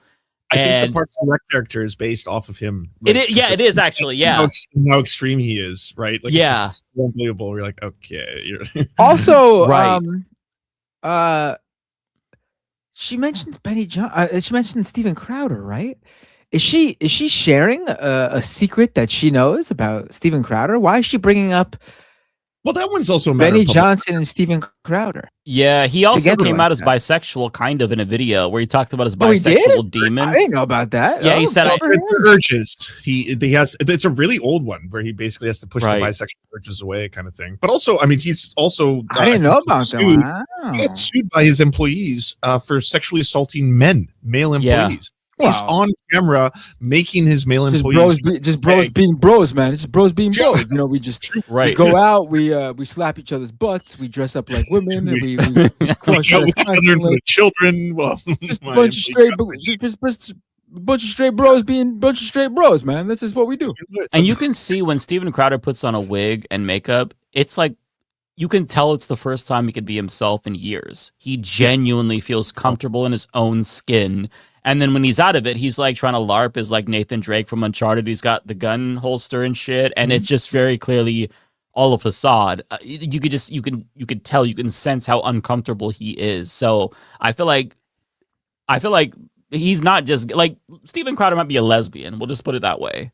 I think he's trans, and well, no, I don't think he's attracted to women. I think he's a straight woman. Maybe I don't know. I don't know what's in his head, but he's hiding something and he's externalizing an internal struggle. What I do know is that there was another really far right ex member of his show who straight up, like the one who gave the revelation that he's got a button under the desk that he pushes when everyone has to laugh at his jokes and be silent. That same person was like, I just didn't get what this was all about. Like, how are we owning the libs by doing these bits where he wants us to get in assless chaps while he spanks us and rubs oil all over our bodies? And we would say that. We would be like, how is owning the libs? I don't get it. He's like, you'll get it soon. You know, like all that kind of stuff. I think, yeah. It's just like, imagine going into work every day and your boss is making you dress and drag again. Yeah, exactly. It reminds me a bit of South Park's version of Mel Gibson, where he's running around going like, "Oh, please don't torture me," as he's like rubbing his nose. All right, I'll play a little bit more of this. I think she doesn't understand that shaming closeted gay Republicans for their hypocrisy is not the same as homophobia. Nonetheless, I'll let her cook, and then I'll share my my full Official analysis. review? Yeah, my All right. official conclusion. I do think. Well, I mean, I think it's pretty well documented that Benny Johnson is. I mean, certainly not. I'm not the only person to bring that up at all. A lot of right wingers have been more explicit about it than I have.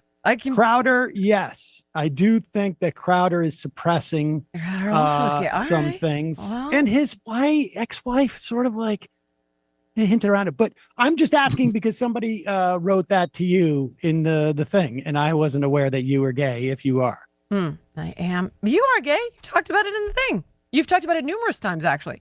That you're gay. You've talked about it numerous times on your show, Sam. I mean, honestly, I mean, there are many things that you get wrong. I was surprised there was that many clips that we talked about you over the past year. But I think many let me just say the first one, Yeah. the first one, I was where I was confused. telling you to f off. Yeah, We're what's gonna going get there. Was a response. Well, I mean, you've We're done gonna the get there. montage. I promise should you, explain we are it. going to get there. I should just say, Yeah. within some proximity of that video, that specifically was when the first report of the tens of thousands, now hundreds of thousands of children, but also adults who have died as a result That's of the not cuts true, in Sam. USAID. You want to talk about that study? We can start there. You're wrong. Oh, I'm happy to start there. All right. Okay. So I think we're past that. Okay, I've made my judgment so far. Okay. I am ruling that Sam Cedar is indeed not homophobic. And because he was accused of homophobia, I will allow him to privately say the F slur one time. Wow. So, Sam, Great. you go crazy, brother. I'll inform him for you. Let him know he's allowed to privately say it one Might be time. the News Report has a message for you. Master Cedar, we have some news from the U.S. Report. It's good. It's like, you know, when you're a kid and you make those coupons for your mom, we'll do the dishes for Mother's Day. It's like a coupon for Sam. Can't say F slur in private one time. Can't direct it towards a gay person. You can call a straight person the F slur because that's just objectively funny. But you can say it one time. Yeah, you can't use it in hate.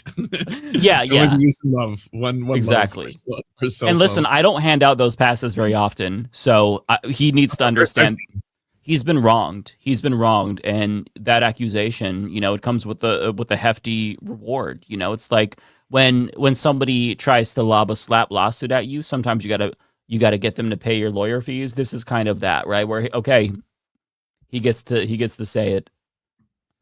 But yeah, no, I think on a serious note, it's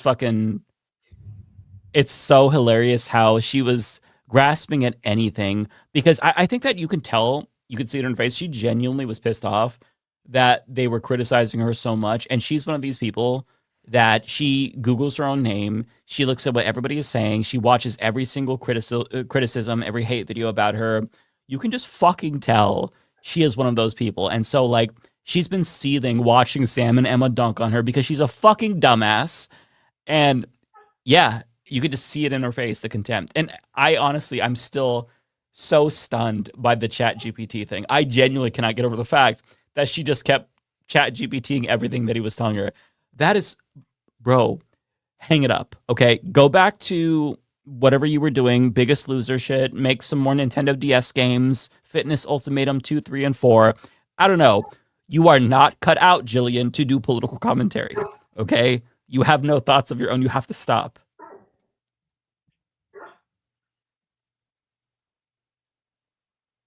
No, David. We'll see you all next week. No, I'm just kidding. Yeah, I'm surprised that no one's. Oh, I'm sorry, my dog is. I was just gonna say, I'm surprised no one showed up other than the three of us. I mean, that was so awesome. Let me see what my dog wants. Be right back. Away from energy. Terry, I wasn't sure if that was Tico or Chico or Terry. No, that's not Chico. He's got the cone of shame on right now because he's got a little scrape in his pawpaw and he won't stop licking it. So it's the sad times. Poor guy. Poor guy. I tried everything else. You know, when you tried doing the first the bandages, and the talk and everything, and he started doing this cat thing where he would disappear for a couple minutes, come back, and it would just mysteriously always be off because he would just take it on it, and so gotta help him out. Yeah, Poopy had to wear a donut. It was like a Halloween costume. Yeah. But it was a little bit more comfortable because he kept scratching like a little scab on his back, and it takes forever because he kept splitting it open, and even with the donut, he tried to take it off. So yeah, that was so. I feel what you're going through. It's tough. It's tough being a dog dad, honestly. Yeah. David and Matt would have no idea what it's like to be a father. They have no idea. You don't know the sacrifice, you deadbeats. The things we do for our children, okay? Yeah. Well, it's not like having a human baby, okay? Or a human child. A human, real person. Yeah. They basically just take care of themselves as soon as they come out of the womb. But and they're sentient. And they're sentient, yeah. You know, dogs, they really need a lot of care. You really have to put in the work to make sure that they're happy and they don't kill themselves every single day by either scratching wounds and causing infections or swallowing something. Poopy, for example, literally tries to swallow every single fucking thing he finds, and that is a constant struggle. So that was Chico when we first started. That I really, feel that sucks, man. I you could just see it when every 2 seconds you're like, I have to look because if I'm not staring at you, you're just gonna eat something, maybe poo. I don't know. You'll eat everything. It's what thankfully Poopy doesn't eat doo-doo, but I swear to God, he swallowed a squeaker. And I only saw it when I hear him dry heaving, and as soon as I look, it goes down the gullet, and you could tell what it is, and that ended up being a $2,000 vet bill because they couldn't make him puke it up, they couldn't fish it out, they had to split open his stomach to get the fucking squeaker out. It was so sad. He had no idea what was done to him. I know. But yeah, I have to watch him every single day, every minute of the day, basically. No toys with squeakers. He gets, human plushies to play with. Yeah, he goes ham. He's legitimately trying to swallow everything. He's always been like that. So, yeah. Well, super chats. Let's do it. Let me write down the timestamp here. I try to keep track so that way people have timestamps when they watch the VOD. You're welcome, everybody. We work very hard on this show. That's kind of extensive preparation as well. That is very nice of Mike to do that. Mm-hmm. I try. Okay, did you want to go first, Lance? I kind of want to go to the bathroom. Did you want to start and then I'll come back in? Yeah, I can start. Okay. Thank you to JPJH8844 for the $5. Who exactly is God? The Egyptians, Greeks, Romans, Norse, Indigo societies all had many gods. I think probably streamers. I don't have a non-jokey answer to that. It seems like something that every human being has the pleasure of being able to figure out for themselves, and that's part of one of the great mysteries of life. I mean, who knows? Who knows? Is there not? Is there multiple? Is there something that a version of God that no one's come up with? So who knows? I don't know. Who knows? I prefer not to think about these things. Yeah, so don't send us super chats making us get all philosophy over here. All right. Yeah. I mean, the only thing that matters about that is, I guess, when you're gone, and right, and who knows? What does that matter then, right? I mean, I guess if you believe in a God, you believe in an afterlife, and then it matters because there's something after this. So I guess it matters to you then. But I guess I'm already looking at it from my own personal belief that there is none. So I guess I'm already doing it wrong. I agree with you. There you have it.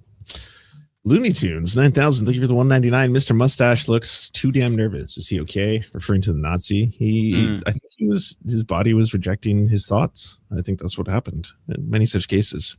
Biological propaganda filter. Yeah, exactly. Philly in Canada, thank you for the 1312, the magic number. Thanks for the advice regarding the New West Tenants Union today. We're gearing up for an October municipal election by encouraging voters to get involved at a local level like COPE did with Sean Orr. Awesome. This is an individual who emailed me. Sorry, it took me a while to get through the emails to get to you. But yeah, to people who were asking how do I get involved in local politics? You keep talking about, Lance. I was like, I would try to find orgs in your area that already are established because they have probably a lot of great support networks they've already built. Like I can tell you for the COPE in Vancouver, their Discord has like all the events, all the rallies, all the things you need to attend. So it's really easy for someone like me who's got like, ADHD brain to find all that stuff. So in your local area, I would find whatever, local lefty organization is doing that and then go from there. Pirate D Strike, thank you for becoming a member.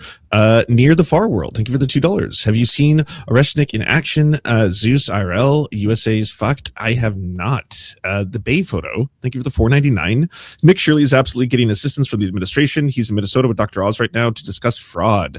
Yeah, I wouldn't put it past. I think there's a difference between being an asset and being a useful funding agent, right? Like I think Nick Shirley, they certainly could be like, hey, do you want a free trip to Ecuador, film the prison, do a video on that, and he'd be like, oh sure, golly gee, and that would be like the whole thing. I think that's probably more likely than he's working with the CIA.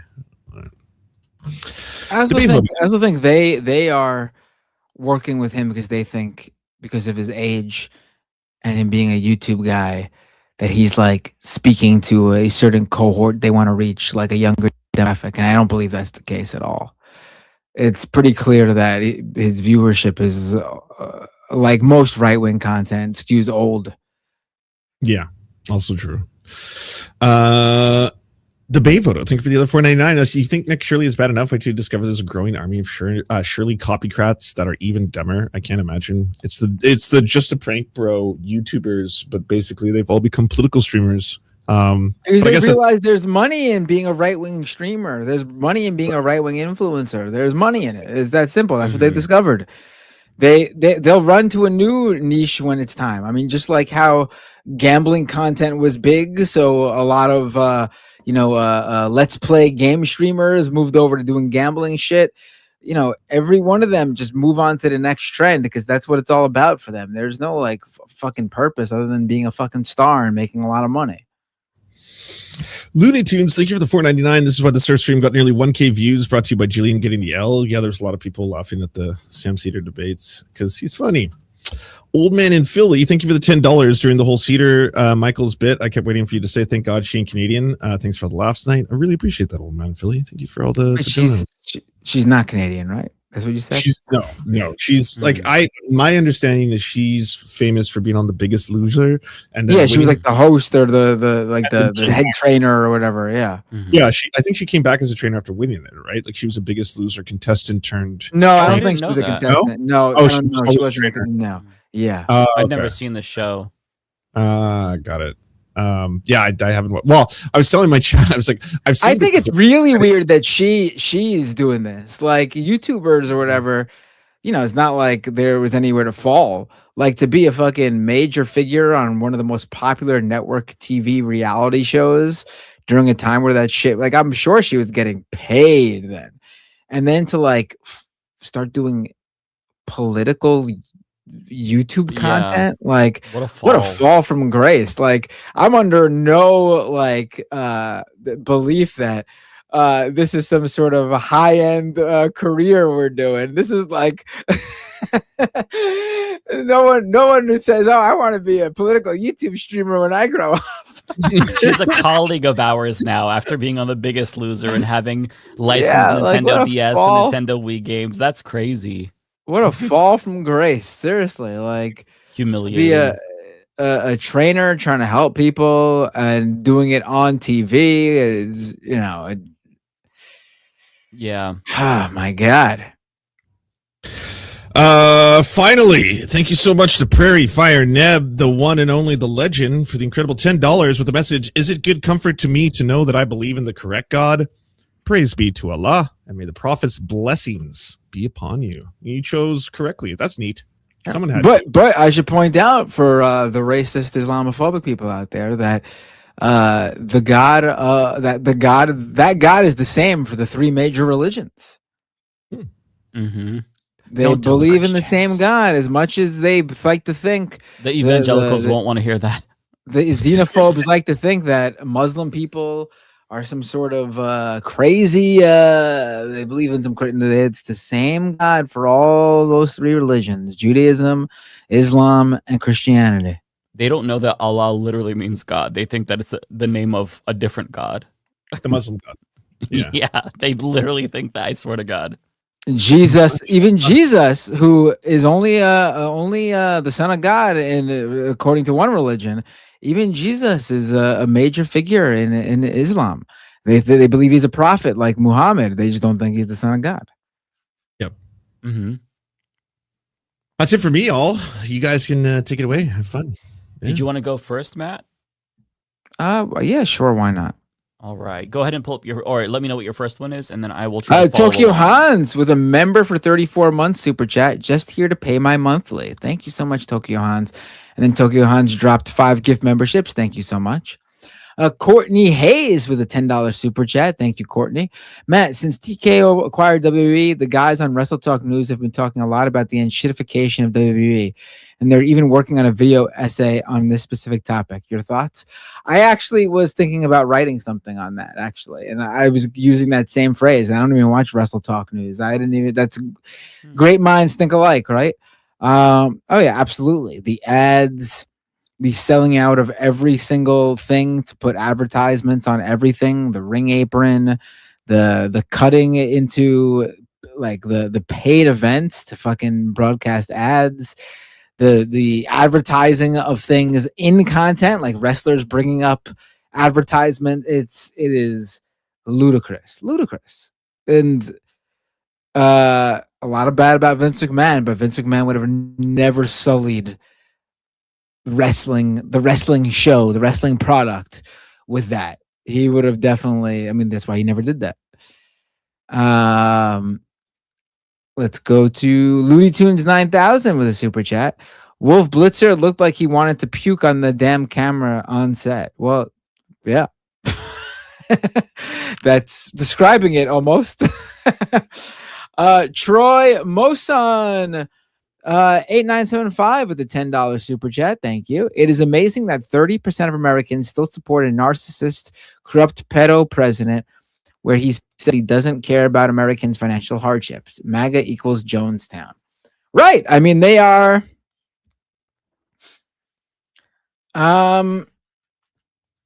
They find excuses for him all the time. Did you hear about that interview from NPR with Trump supporters where one of them said that they still support Trump, and the way that they are responding to higher grocery prices is for him and his wife to fast?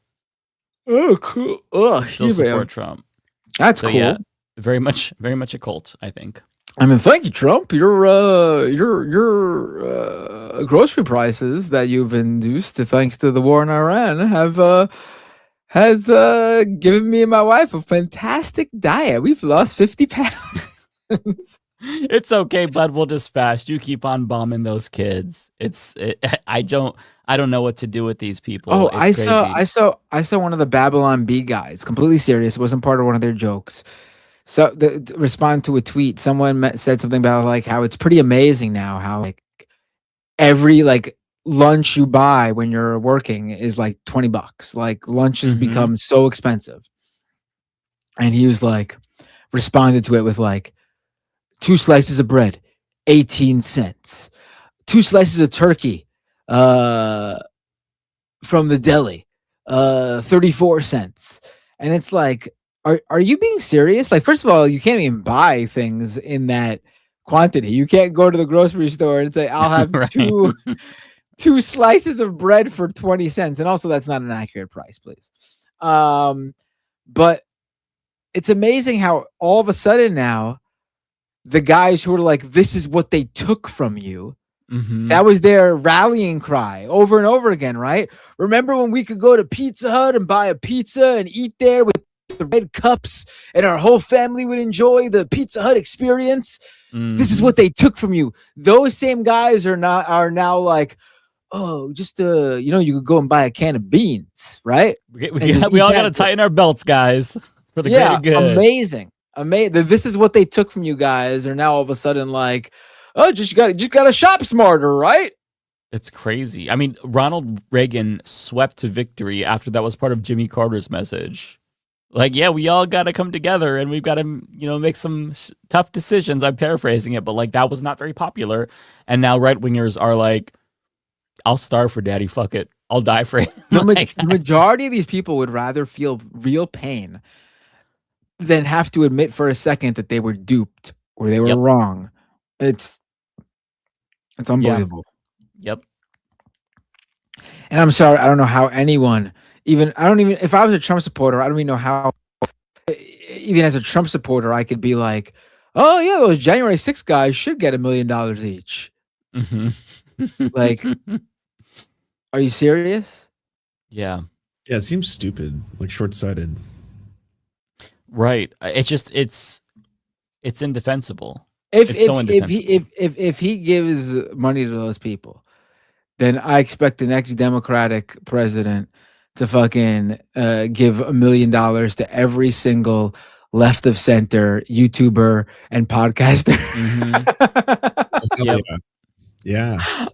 Even international ones. You better fund the Canadians too. Yep. I want my fucking DOJ funded lefty fucking for all the shit we've gone through for every Trump term, for the demonization of us, mm-hmm. The loss of revenue when these guys fucking buy up social media platforms and fucking like Twitter and make our shit impossible to find. I want the fucking $1 million fucking restitution. Thank you very much. Yeah, absolutely. And if we can't get that, I'll settle for something I won't say happening on camera. I'll settle for a French-style revolution. That's as far as I'm willing to go. Mike wants Trump to suck his dick. No, oh God. I would literally rather die, unironically. The thought of that is like revolting. A little bit sloppy, Mike. I'm sorry. All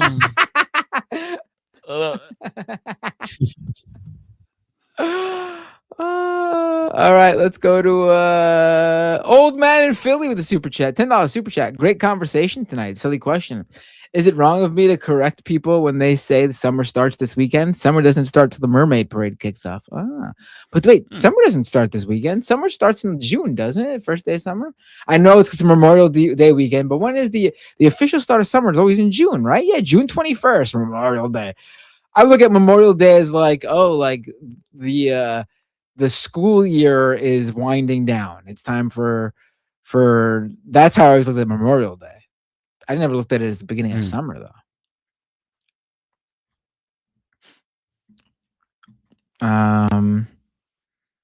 Prairie Kowalski with a $10 super chat. Matt, you might be working and doing family stuff for 16 hours straight and say that is your excuse to not do Doomed. But Mike is doing those 16 hours gay and yet makes time for his members. Shaking my head. Yeah, I gotta figure it out. No, I know you're joking. I gotta figure it out. It's not just because I'm tired and I work a full-time job and I got 3 kids. It's also like, I was doing Doomed and then Scam Economy weekly for as long as I was doing it, and it was doing good. But like, it plateaued for a long time and it never really took off. So it's time to reconfigure and try something different, because I can't keep doing the same thing for years and years and years and it not like grow. You know what I mean? It's the cost of doing business analysis too. Mm-hmm. Although I do think there's room for scam economy. I just got to figure out how to do it.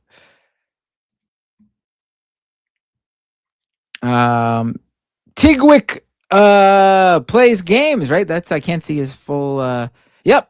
Appreciate you, Matt. That's all. That's the tweet. Oh, it's a $20 Canadian. Thank you so much. D Leopard XL with a super chat. I don't know, man. My folks have a goddess for each color of corn, each water spring, and how to care for it, and resistance against colonialism. It'd be like that. Hey,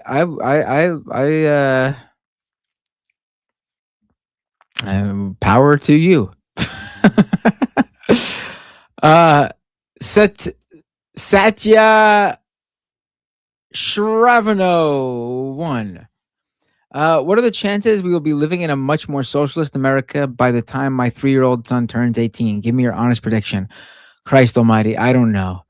If you were to ask me in 2016 during the primaries, I would have told you like we were on the cusp of an American socialist, revival or something. Didn't turn out that way, did it?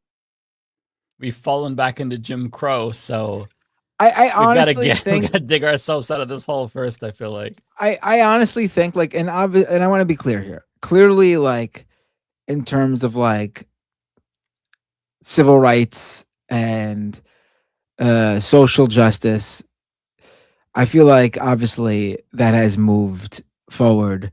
No matter how much the culture and the rhetoric tries to take us back, and that stuff has fallen back. The basic rights for people and how society at large treats them is certainly moved in the right direction, regardless. So I'm not opining to go back in time or whatever, but in a broader sense, I definitely think we have gone back big time in many ways, and I think we are living in a really bad time period.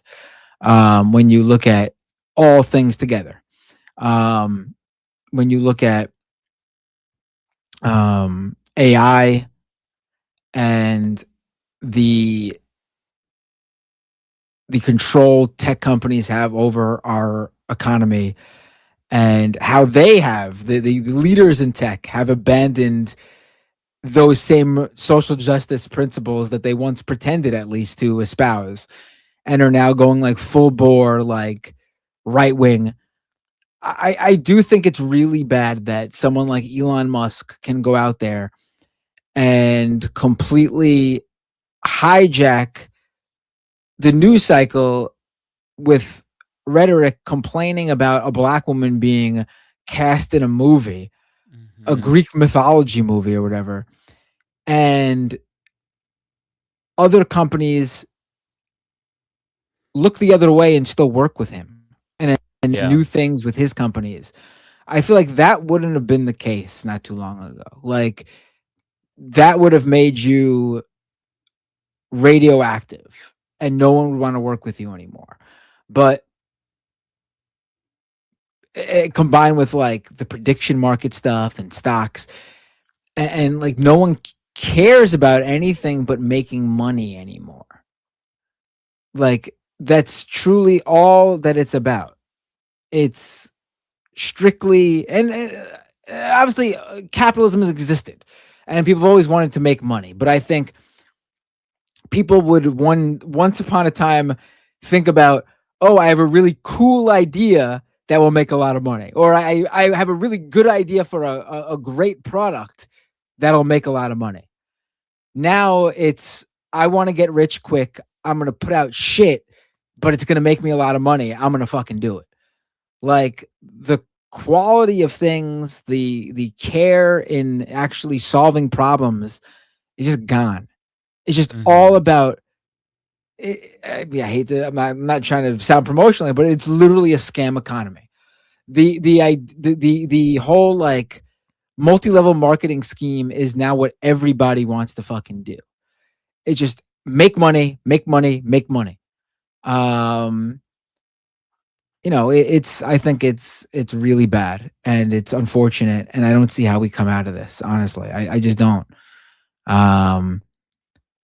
We have legitimized the idea of scamming people if you're able to make a lot of money out of it, and it's fine to do it, and there's no repercussions. I don't know what else to say, but that's what it is. And I think it's sad. Honestly, it really is. Like I don't want to live in a world like that. I think it's fucking depressing as shit. Honestly, It doesn't have to be this way. It doesn't. I mean it is, and I It don't see us. sucks. I don't see it going the other way. Honestly, I don't. know. Same. I feel like you see this a lot with young people. They're not like it's nice to see them stand up to AI and stuff, but you don't really see them taking a stand against this in a way that I wish they would. It's the inshitification of everything. I mean, I don't know what to say. No, I feel you. I don't have a much more optimistic look. Kowalski does in the chat. I saw him say that by 2033 we'll be back to New Deal politics. So there's that. Look at how the current administration is literally like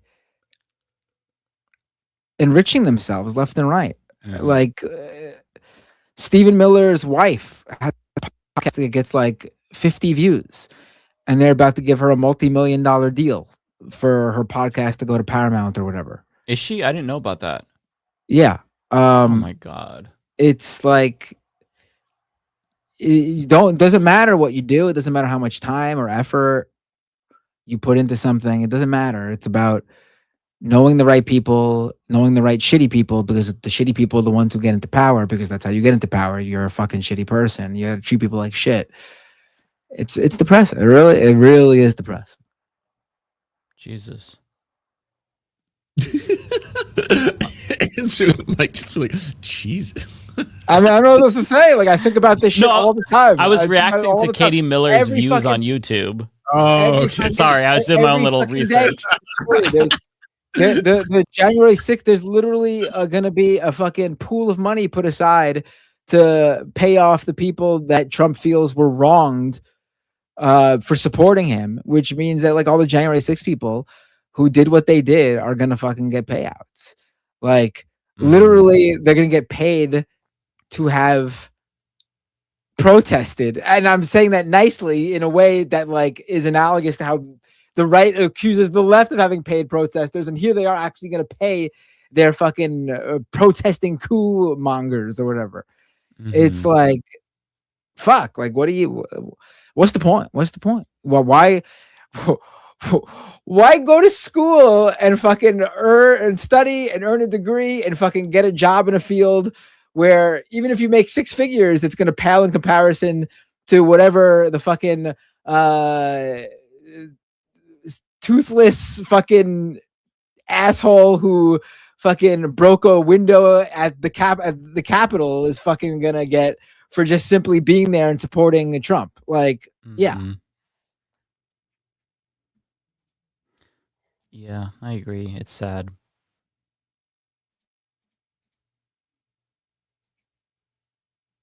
Did you have any more, Matt? Do you want me to have more? I think I shouldn't. I think I'm Satya Sharavo with another super chat. Well, our backup plan as an immigrant family was find a way to get to Germany, but AFD looks imminent there. I guess we're fucked. The Bay photo with a super chat.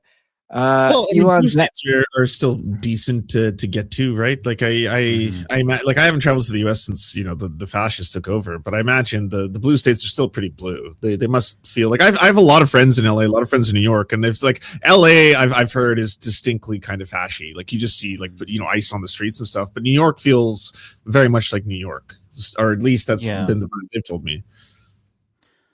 I mean, I can't speak to New York, but blue states I still do feel more safe, of course, but there is, and I think this is probably true for every city, but there is a much more vocal fascist presence in the city. They've kind of come out and made themselves known, but at the same time, you do see a lot of pushback from community members, even in like rural areas in Oregon. I can't speak to like Eastern Oregon, but around Portland, there is a lot more organization and just people who are willing to stand up for their immigrant neighbors and whatnot. Like if you go to Hillsborough, for example, near Portland, they are trying to help immigrant families who are afraid to leave their homes. So they're doing grocery shopping to them. They're taking their kids to school, and so like there is community to be found. If you look at Seattle, it's basically trans mecca. In fact, the city is almost overwhelmed with the amount of domestic migrants they're getting because so many people are fleeing red states if they're able to. I'll pitch Portland as well. It's a lot like Seattle in the sense that it's a neoliberal hellscape and it's gentrified into oblivion, but the culture is really, really welcoming. And that goes a really long way if you're feeling like you can't be yourself. In Portland, I kind of feel like you could be yourself. Seattle, I think that's probably the same as well. You know, I've been to Seattle, but I don't live there. But, you know, these cities where you can at least feel like you can go outside and not get hate crimed in 10 minutes, that really does make a difference to your mental health. But it sucks because not everybody can do that. Like, you can't leave your job or your family and move across the country. So it really is a privilege to be able to do that. But if you have the ability, then, you know, I still think it's fine. I think you could be safe in that sense in the United States. That's why I tell people link up with like a queer buddy across the country. If you're in a red state, try to get to know somebody online, and you know maybe they'll roommate with you or something. You know, if they just moved as well. Evan from Portland just donated to say, I counter Matt's doomerism with hope. Growing labor power and community organizing like the DSA isn't going to stop anytime soon. Yeah, I mean that's a good thing. It's just we have a lot working against us, so it's tough. I mean, honestly, the only way that I feel like we will turn around is if there's literally an administration that overlooks the law like the Trump administration does, but for our end of things, because the court, etc., will hold back any attempts to do anything, but they need to just not give a fuck and just fucking do things, like, and fucking supersede the law like the Trump administration does. Yep. And just I fucking totally like agree. And then go after these people Mm-hmm. and not give a shit about like what's said about like, oh, this is no, that's what we're doing. We're righting the wrongs, which means, we got to go after you. Mm-hmm. And we are. We're not even hiding it. This is what we're doing. But no one's going to get in like that, because even the most left potential person I can see getting in there, like an AOC, is still going to want to do the right thing for their own legacy. No one's going to want to be seen as the person who fucking like, because, but whatever. I don't know. Yeah. I'm going through a lot right now. No, but it's not. You're not saying anything that's unreasonable. I totally agree. I think that we need to have a Democratic Party that goes authoritarian against MAGA. We never crushed the South fully after the Civil War. We need to finish that project. We need to mandate education for all MAGA chuds. Give them community service, punish them for what they did, and for their ongoing racism. There needs to be a real reconstruction effort in this country. Like, we actually have to dismantle racism and fascism, and you can't really do that unless you punish these fucking people. That's the most I'm willing to say. There's a Karl Marx quote that I always come back to that I really love, and it's "We have no compassion, and we ask no compassion from you. When our turn comes, we shall make no excuses for the terror." And I honestly feel that 100%. That's very metal. Yeah, it is super metal. It's probably why it connects with me so much. I love it so much. Yeah, but yeah, I mean, that's how I feel. That's how I think. You really understand why communists like Fidel Castro went above and beyond to root out fascists from the country and educate the population, because you just can't have a country with that much fascists. There's no way the country can survive. Maybe you can get by for a while, but they're going to rise up. I mean, the South has always told us, we're going to rise again. The South will rise again. And they're kind of doing it. They're bringing back Jim Crow. And we need to crush them once and for all. And I don't know how, this is all going to end. It feels like we're kind of in a cold civil war. But I fucking hate these people. And they could hate me too. But we have irreconcilable differences. And somebody said re-education. We have to do re-education. And to me, that's like the moderate approach. Otherwise, I don't, what do we do? Go to war with each other? We can't live like this. I'm sorry. We're not going to live under Jim Crow 2.0, some apartheid white ethno state. I'm sorry. I refuse to accept that condition.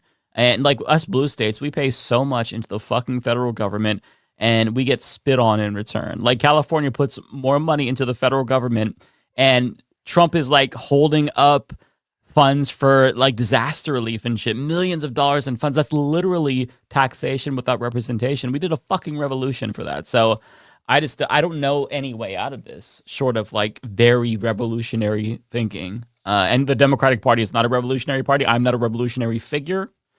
So I don't know what to do. I don't know, but we have to be realists. That's the only way. Cause I don't know.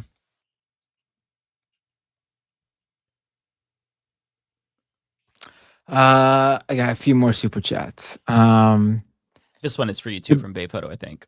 The Bay Photo, yep. Elon's net worth is currently $800 billion. SpaceX IPO will make him the first trillionaire because Wall Street will pump it up regardless of SpaceX's financials.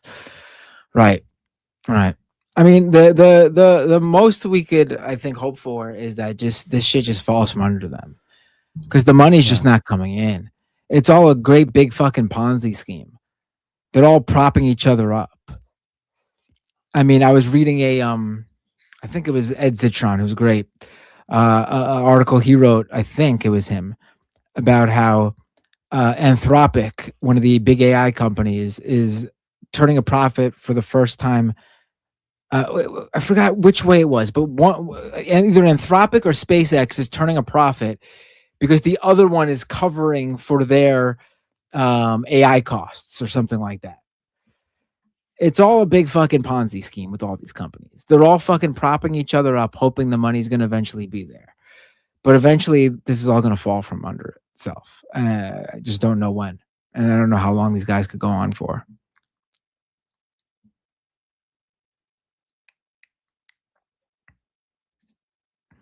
John Deere, 3486 with the super chat. Have we talked about the Fox News face mask yet? I don't think we have. I do know what you're talking about. It's very weird. Usually I'm not someone who falls for these sorts of conspiracy theories because a lot of them are very easily explained and people are just fucking morons. But this one is very bizarre. Have you guys seen this? I haven't heard of this. No. What is the Fox News face mask? Hold on. Everyone's talking about it right now. Hold on. Oh, wait. Is it that guy? There's something on his ear, a square, the former. No, not player? Ear. No. Here it is. This is. I don't know which guy that is. I don't know his name. I'm going to drop this. It was a guest on Fox News. Here's pull it up on the screen. I mean, I've seen the full clip too. This is just someone's close up of it, but I've seen the full clip, and this is not edited. This is from the actual unedited clip. Yeah, I've never seen this. Okay, let me go full screen and make sure I actually share it. There we go. Okay. In the eyes of the Iranian, can you guys tell what's going on with this guy's neck? Global economy, which they're holding hostage to. The more everybody comes, it's way prominent for this to be a lighting thing or a camera thing or an angle thing, or you know what I mean? It's not It's not your We're working eyes with playing nuclear tricks on you. This material is something. stops threatening the Straits of Hormuz. Is this real or is this an AI video? No, this is real. This is real. Here, let me find the original. There's other footage that exists of the original stream. Like it's been tracked down because it's very easy to make it look like it's someone filming a TV that's now been AI doctored. No. This is here. Here's a clip of the full segment, not doctored. He could also just have like skin that flaps over, right? That's really That's over the. I've never seen. Listen, I've seen people with wrinkly necks, no problem at all. This looks like something more than that. This could be the necklace to end all necklaces. Let me see. Yeah, like oh wow. If it's a neck pussy and it's not actually like, I mean, hey, I'm ready for any possible theory here. Is it a necklace? It could it be a necklace? Wait, press play. Maybe someone said it could be a necklace. We were saying neck pussy, to be clear. I didn't suggest this necklace. Could be a necklace though. Like a choker? I don't know why no, 60-something-year-old man be wearing like one that. of those. No, the way it's moving, that black hole gets bigger. If it was a necklace, it would move, but it wouldn't get bigger. You know what I mean? He could be someone because of smoking or whatever that had that hole opened up in their throat. No, because there's video of him. There's video of him from a couple of weeks ago, and he does not have that. Oh, okay. But he was looking a little bit different. He was looking a little bit different. Well, I mean, I'm running out of theories to. Have they ruled out if this is an alien wearing the skin of a human? Yeah, because that's what it looks like. I mean, I'm not gonna ignore the fact that it does very much look like a person wearing a skin mask. Yeah, it looks exactly like that, right? I don't. That's crazy. Yeah, I don't. That's weird. I mean, my instinct is to think that it's a shadow, but like you said, you know, it. I mean, it's partly a shadow. It grows, but it gets bigger. It's none of the shadow. usual explanations for these things make sense. Well, the internet says it's a double shadow. Apparently, the Snopes, not like it's not an official Snopes thing, but what I'm seeing is like people saying it's a different light source for creating the shadow. Yeah, like his collar. Yeah, on the right side. Or skin suit, or lizard man. Look how, I don't know. I think it's very weird. I'm not saying it's a mask. It's just, I don't know what explains it. When you see him talk, the way it moves around, it's very bizarre. It is very strange. And it's taking the internet by storm. Everyone's talking about it. Yeah, it kind of mirrors his mouth. Like it's a second mouth. I like how you're like, it's the nussy to end all nussies. He's just busting it wide open on national television for everybody to see. It's kind of crazy. I don't know, man. It's like talking. What shadow is like? I'm trying to understand if that's a shadow, where it could be coming from. It's matching the movement of his lips almost. Like, do you notice that? Look at it. Oh my god. Well, now I can't unsee it. It's like if the what's his name from Mars movie with Arnold Schwarzenegger. Oh, that was creepy. You cut out and went fuzzy exactly when you said, "Oh, it's happening again." Oh, you're being silenced. Total Recall. He's on to the truth. Were you silenced? No, I cut out. Yeah, you went all garbly for a while, multiple times. It's exactly when you were about to reveal something. It looks like if Quato, right? That was his name from Total Recall. Oh, yeah. It looks like if instead of his stomach though, it's coming out of his neck. Quato. Everyone needs Or Krang from the Ninja Turtles. That was just a giant brain in a cube. I don't know what the fuck that is, but he needs to put that thing away. Don't take it out on television, sir. Please. Very weird. That gave me the heebie-jeebies. Clay Rock, 10 with a $10 super chat. Did you notice the whitewashing of San Diego mosque white supremacist murderers? At first, the cops and media kept calling them equal opportunity killers. MAGA then lied about 9/11 mosque ties. What?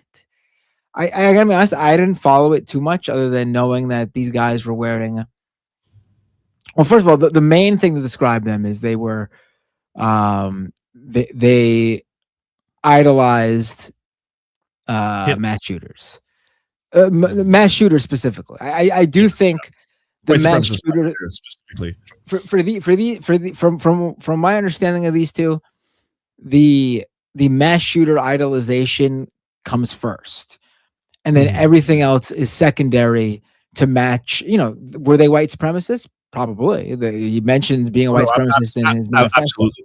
Yeah, absolutely. They were. There's no question about it. Like that, this is one of those cases where it's like there's the manifesto is quite clear. They hate the Jews, they hate trans people, they hate gay people, they hate black people, they hate everyone. Even that, right? But even that comes next to their idolization of the mass shooters. They called the Christchurch shooter Saint Tarrant. They called him a saint. Like that's who they looked up to. Well, a lot of those groups that radicalize youth into these programs, they do that. There's a whole the fucked up graphics you can see where they have all these. They're all like sainted and they're called martyrs and stuff. Like it's fucked up. Right. Yeah. And they were wearing the Black Sun Nazi sign.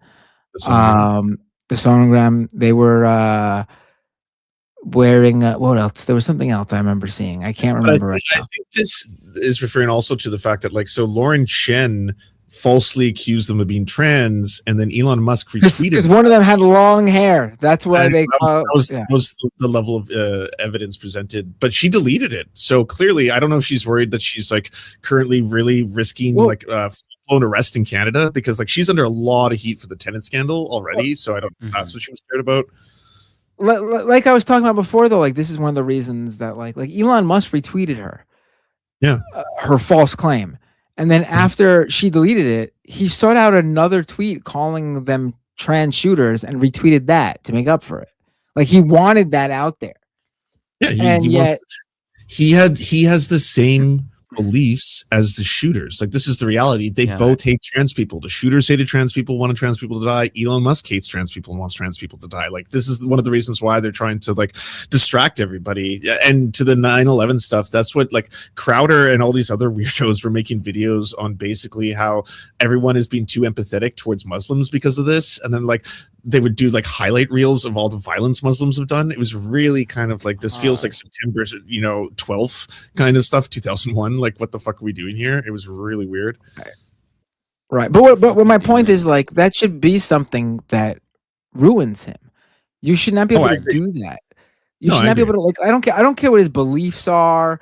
I don't care, but you should not be able to be someone of his stature, a mega figure in the business world, and fucking purposely spread outright lies and disinformation to spread hate in that way.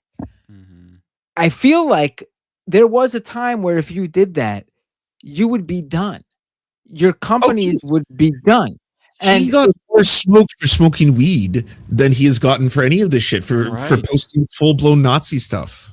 Like, if you remember, because that was the time when like corporate CEOs and stuff, like for your public image, you couldn't just roll around, smoke a bunch of joints and like drink with Joe Rogan. That was a big thing when that happened. And nowadays he's like just a full overt fucking white supremacist and does nothing to like. There's no one in that world who wants to. They all just care about making money. All 100%. There's no line that can be crossed.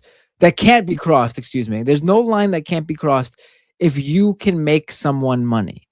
You can do whatever you fucking want. Like Trump joked about how he could shoot someone on Fifth Avenue and still have supporters, right?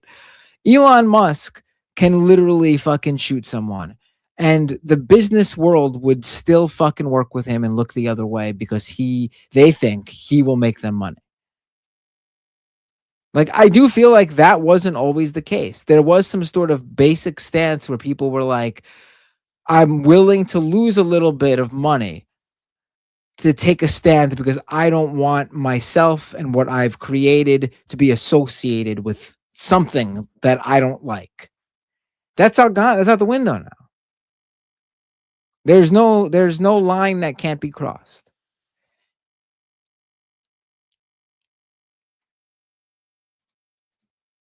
Maybe I'm wrong. Maybe I was just taught that way growing up, and I was a fool growing up in the 90s, and that this was happening then. Maybe. I don't remember it, but who knows? You're not wrong. I feel like our standards as a country have just completely collapsed, and it's a result of the Trump era in particular. There's just everybody thinks that they can get away with anything because Trump gets away with everything. So people are saying slurs again. They're being shitty because there's no accountability. There's no consequences.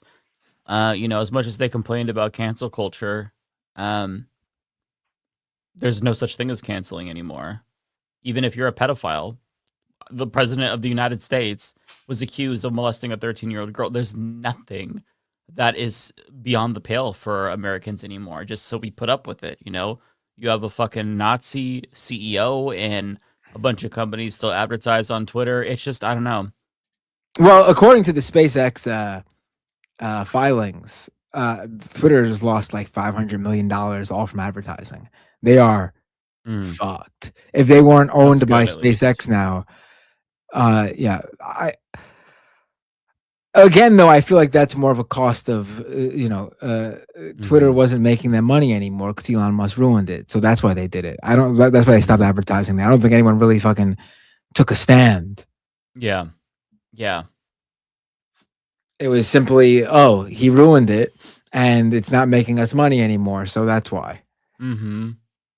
It almost makes me long for the days of like even rainbow capitalism, because like at least, these corporations were like, hey, we're going to pander to you, with the gay flag. We're going to change our logo to the gay flag for a month. But now they're like, fuck queers. You can say the T slur again. You can call gay people the F slur again on our platforms. It just feels like everything is so bad. Like the worst of the worst is being enabled and emboldened in our society. And I think that's really, really unhealthy. Like, I don't want this to have a long-term effect on generations, but I feel like it will, because this is not a healthy environment. Okay. I think that's it for me. Oh, wait, over on Twitch, let me just say really quick. Lux Progressive, thank you so much for the raid.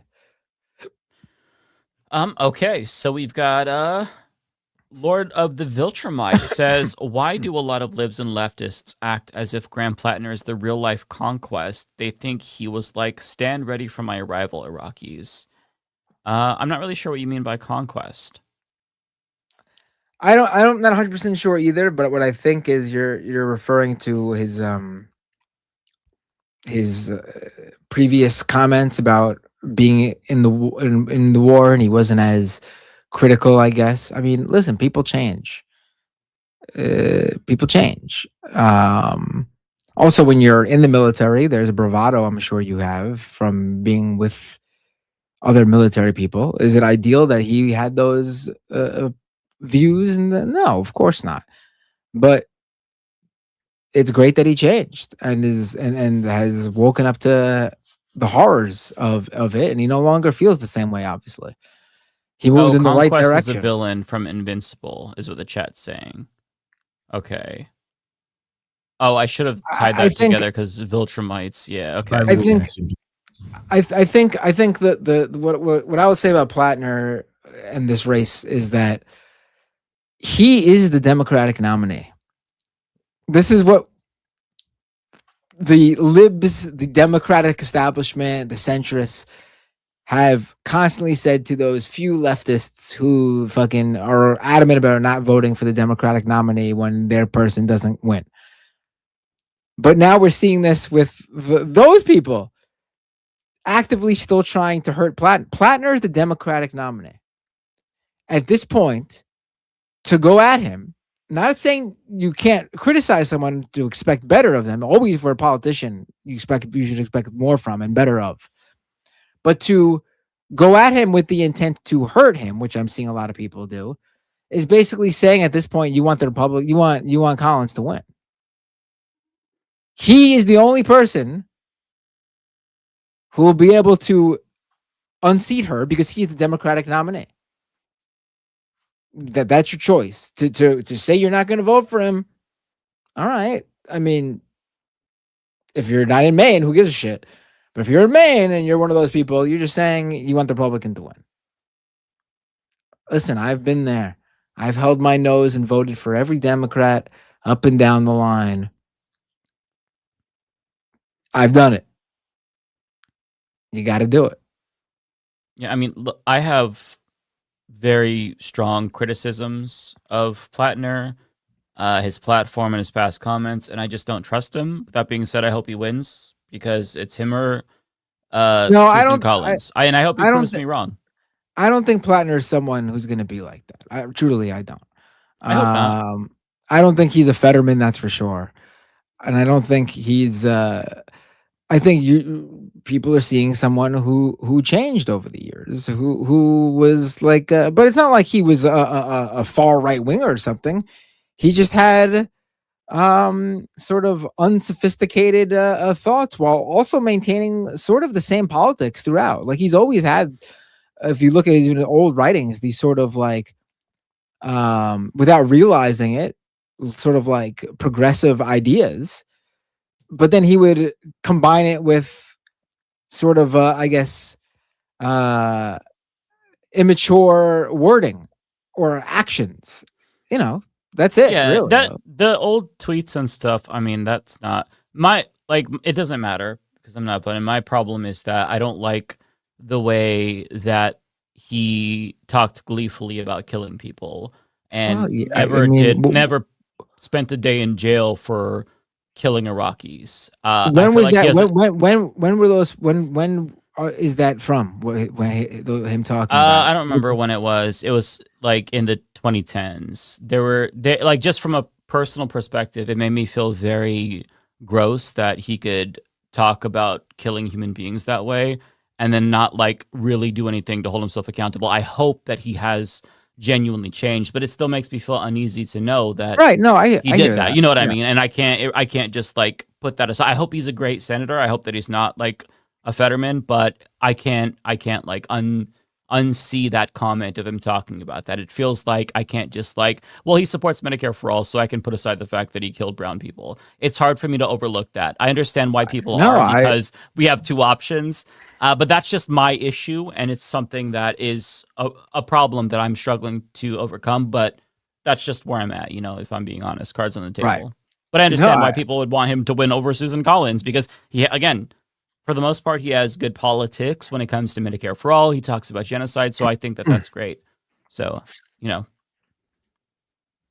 that's my thoughts on it. No, absolutely. I completely agree on that. I mean, yeah. Okay. Daniel said, no, Daniel became a member. Thank you, Daniel. Appreciate you. Real John Lithium, thank you so much for the gifted membership. Asterisk 36, thanks for the 10. Any of you following Butch Ware's run for CA governor would love to see you guys react to his new Matrix Green Pill ad. Yeah, so that's another person who I don't trust. He, if I'm remembering correctly, he threw trans people under a bus.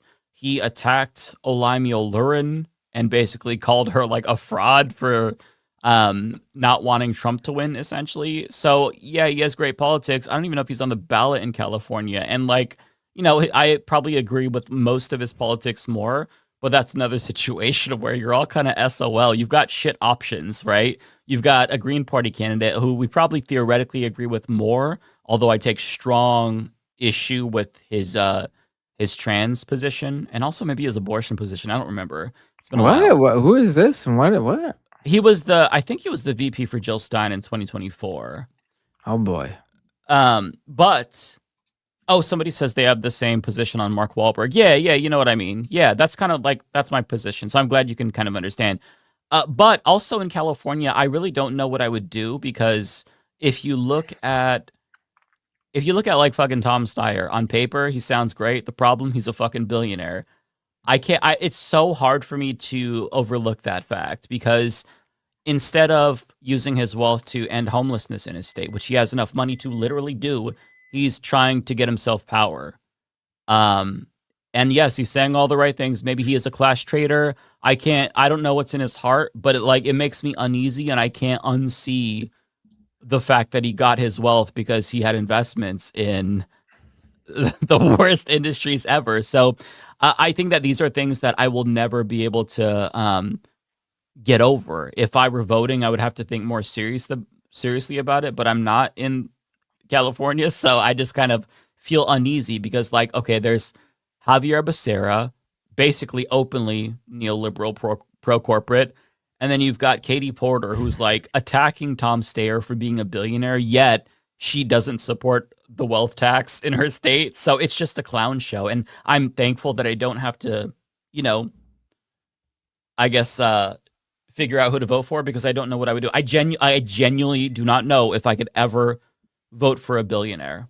It is very, very, very tough for me to get past that because I do not believe anybody should have enough wealth to buy themselves a position of power. I'm fundamentally against that. But like, what would I do in a situation where it's a general election and it's a billionaire who's like somewhat progressive and a Nazi? It's like, I don't want the Nazi to win, so do I like vote for the bill? It's like, first of all, I just fucking hate that our system does this. Duverger's law is a curse.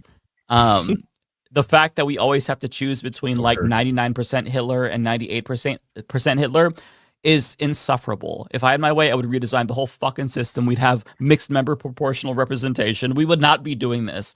But these are just the things that I struggle with, right? And I know that people won't agree with my calculations. It's like, take yes for an answer. He's a billionaire, but he's saying all the right things. That's the best you can hope for. We're already a shitty democracy, so who cares? I understand the pragmatic element to it, and I'm trying to be more pragmatic myself. Like I've been bitching, like I've been the guy bitching about how progressives need to drop out and endorse each other if they can't win.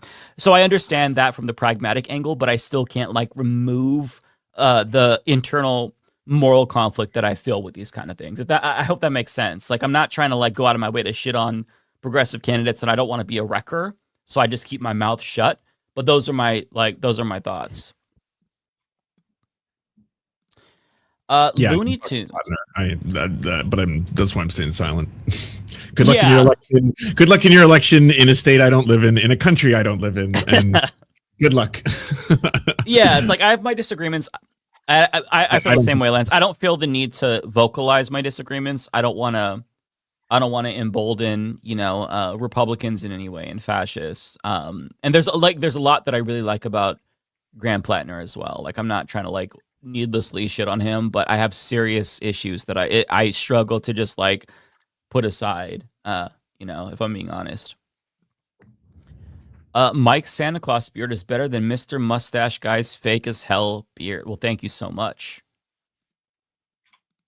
The Bay photo says, I don't think they're withholding data. The DNC seems more likely to tell the consultant writing the autopsy to avoid Israel-Palestine altogether. I think that that's a possibility. Or, as I said earlier, maybe he picked Paul Revere so that way he would give him the results that he wanted. But who knows, right? Either way, like the trust is broken with the DNC. So I don't know.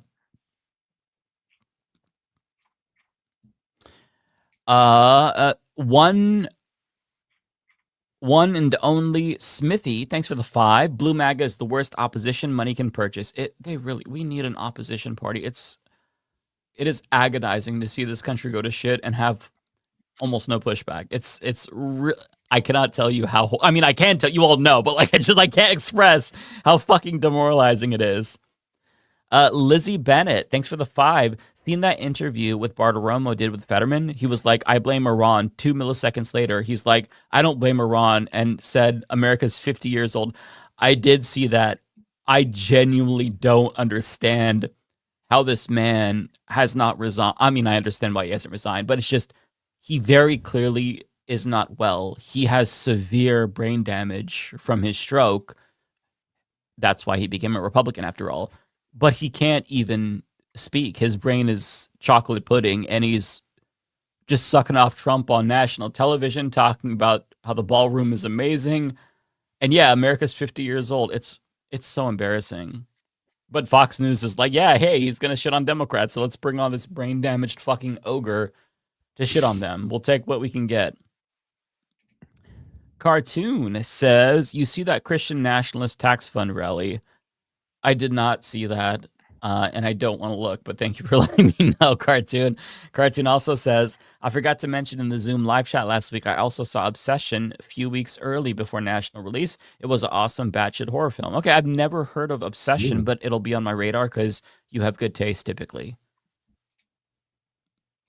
Chris Corcoran says, to go full Fetterman, you got to have a stroke first. I think that's a fair point, honestly. Yeah. Ryan Chan says the Massey race, not to get conspiratorial, but it seems like things are not adding up. His opponent did like 0 rallies, avoided debates, and won. Isn't it a historic APAC funded? Yeah, I was going to say it adds up if you look at the bill because there were so many ads. And so a lot of boomers voted for Massey's opponent, and television ads are like, that's where the boomers get hooked. And they were literally running AI ads of Massey. I think there was one where he's holding hands with Ilhan Omar and AOC, making it seem like they had a fucking menage a trois. I'm not joking. And in some of the exit polls you could look at, they cited that ad. They thought that it was inappropriate behavior for him.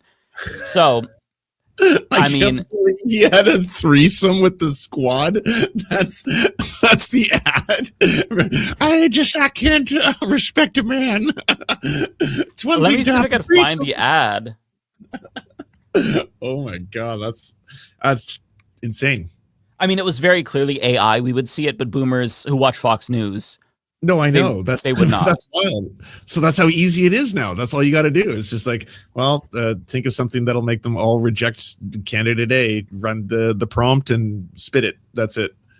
Yeah, it's like, okay, I found it. It's like fake security camera footage of them holding hands. Oh, no, it's not even fake security camera footage. It's just the footage of them holding hands. That's AI generated. Okay. Thomas Massey caught in a throuple in Washington. He's cheating with the squad on the America First movement. Massey voted with the squad against Trump's tax cuts. Massey voted with the squad against finishing Trump's wall. He voted with them against hiring new border agents. Well, this is worse than it's a complete and total betrayal of President Trump and Kentucky conservatives. On May 19th, fire Thomas. Like, is that not crazy? That should be illegal. But it's so funny that it's clearly a really tacky lowbrow attack ad, and they actually thought it was like literal footage of him having a threesome. They think he's having sex with the squad. So it does add up, Ryan. You just got to look at those ads because these television ads, I don't think you understand. They blast the shit out of these television ads. Younger people, we don't see it because we don't watch traditional television. But if you go to your parents' house, if they have TV, just watch one TV show. Every commercial is ad after ad after ad after ad. Like, it is non-stop. I'm like stunned because I don't see commercials very often because I don't watch traditional TV. I watch Netflix and Crunchyroll. And YouTube. So I'm not, and I have the fucking YouTube Premium. So I'm never seeing ads. So when I actually get a sense of how ubiquitous and nonstop they are, it genuinely is stunning. Also, Ryan Chan says Jasmine Crockett endorsed against Cori Bush. Yeah, that doesn't surprise me because she's not a progressive. She is a corporate Democrat. Sir Gerbil says, didn't Mitt Romney's grandfather have to flee to Mexico when the U.S. government stopped allowing their sect of Mormons to practice bigamy? I don't know, actually. This is the first time hearing of it. There's a Vice documentary, like a YouTube video on it from long ago, but I think that's true. Okay, interesting. I'm as confident as ChatGPT is about things. Okay. I'll say 70% Okay. correct on that. Yeah. That's a high level of confidence in America. That's significant. ABS asks, "Hey Mike, just had a good interview for Hey Mike, just had a good interview for a possible internship. That's amazing. Also got my results back. It seems it could be an autoimmune disease of the liver." Okay, yeah. So on our last Zoom call, ABS was talking about how he was having liver issues, and it was like one of 3 different things. And he seems like he finally has some answer.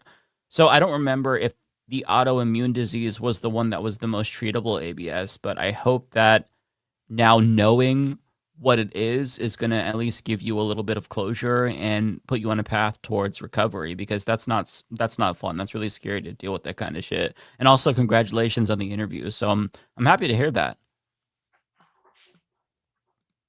Looney Tunes says, I'm sorry, but the Jillian debate was pure comedy. Jillian looked like a broken AI bot that needed to be recharged.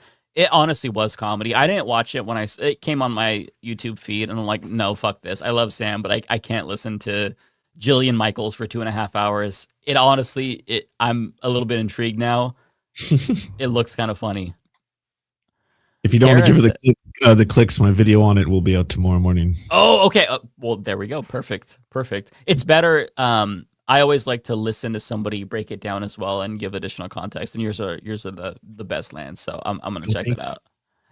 Celeste says she has a new pinned comment. Oh, on the Jillian Michaels video. Let me check and see what that was. Give me 1 second. I'm gonna pull that up. The Ultimate Clash.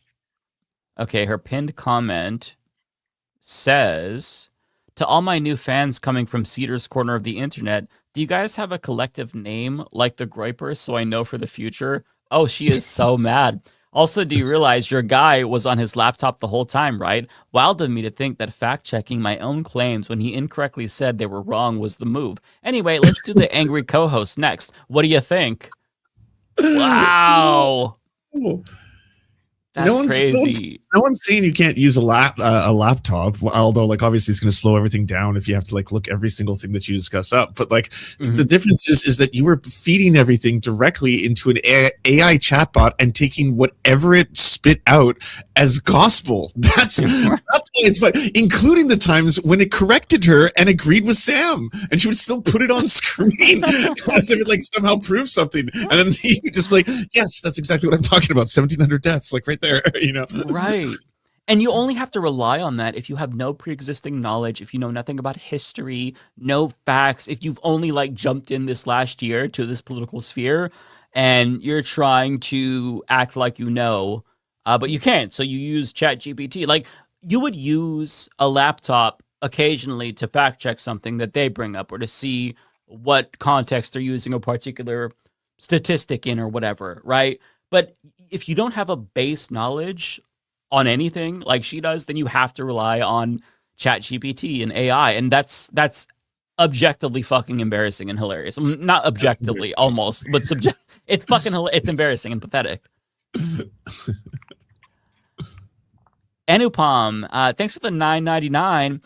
Says, let's see, in GASC race, motivated Democratic voters went for a right-wing judge because the race was nonpartisan and they didn't know who the lefty was. Supreme Court will likely stay 9-0 GOP. Bruh, I saw that about the Supreme Court race in Georgia. I was watching Philip DeFranco talk about this, and basically there were two Democrats campaigning, same platform. They were campaigning together, and the problem was that they're all nonpartisan races, so you don't know who the Democrat is, who the Republican is. And one of the Democrats got more votes than the other Democrat, but they both still lost. And so, like, clearly nobody knew what the fuck it was, who was who. So I guess they were, like, guessing based on who had a Republican name. I guess they couldn't Google it beforehand. I don't know. What a clusterfuck. Failure on probably the local party for not doing enough to get their names out there. I mean, it was an uphill battle, right? It's Georgia, but 9-0 is a fucking... That's a bummer, man. Old man in Philly. Thank you for the 10. Thanks a lot for the laughs this week. We need them. You're welcome. You're welcome. Glad I can make you laugh. What's the over-under of DSA candidates to win House and Senate races this year? Rabs a lock. Milat Kuros looks really strong in CO. Yeah, I think... I don't want to say because I'm always wrong, and also because I'm very cynical, and I think we want to ride the wave of hopium.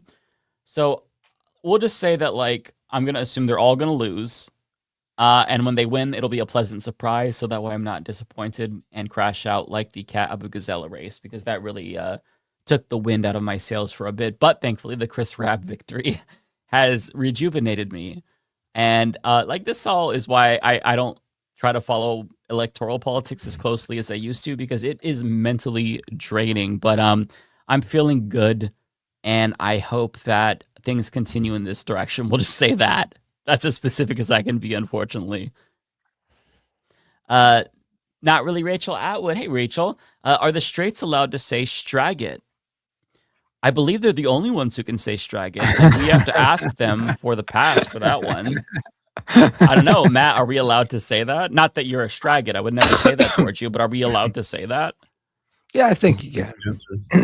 Okay, well, I thank give you. Matt. I give You have you the pass, Rachel. Tigwig plays games. Thanks for the 20. Very generous super chat. Tigwig is always making it rain on us. Thank you so much, Tigwig. Lovely show tonight, Mike. I'm excited to hear Sam make use of his new hall pass. Thoughts on when he might bust it out? Well, I wouldn't know because it's only to be used at home. If he says it on air, that's a swift penalty, and he's gonna have to do community service specifically for me if he violates that. So we won't know. It'll just happen if he chooses to use it. Tara says AOC went to Trump country to fight data centers. I love to see that. I think that's actually a great strategy. It makes sense because nobody wants these fucking data centers in their backyard.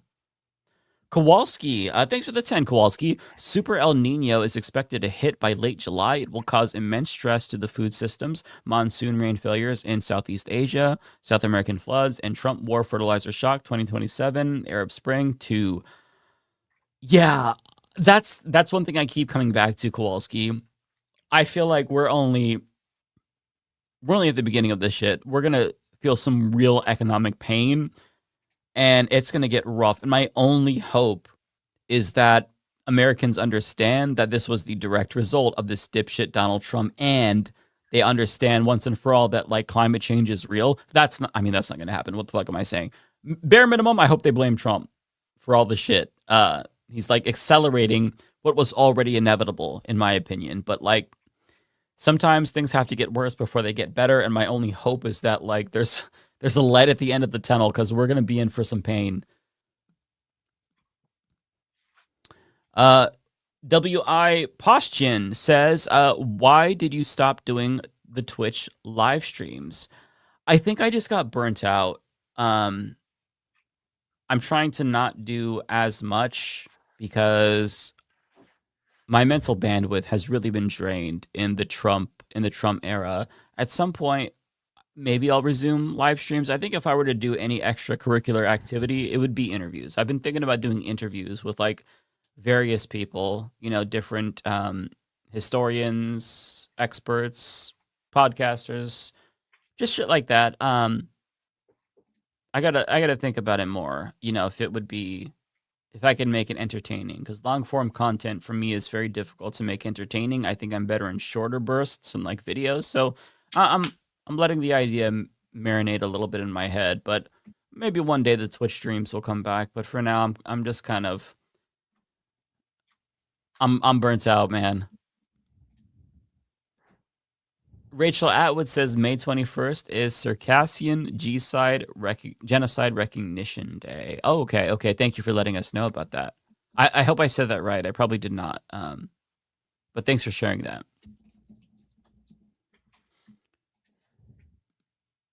Rochelle Dingra, thank you for the $10. It says, I wanted to make a suggestion, but YouTube not allowing sending super chat and support anyway. Oh, I'm sorry that YouTube is not allowing you to do that. Is your comment getting picked up in the comments by the spam filter?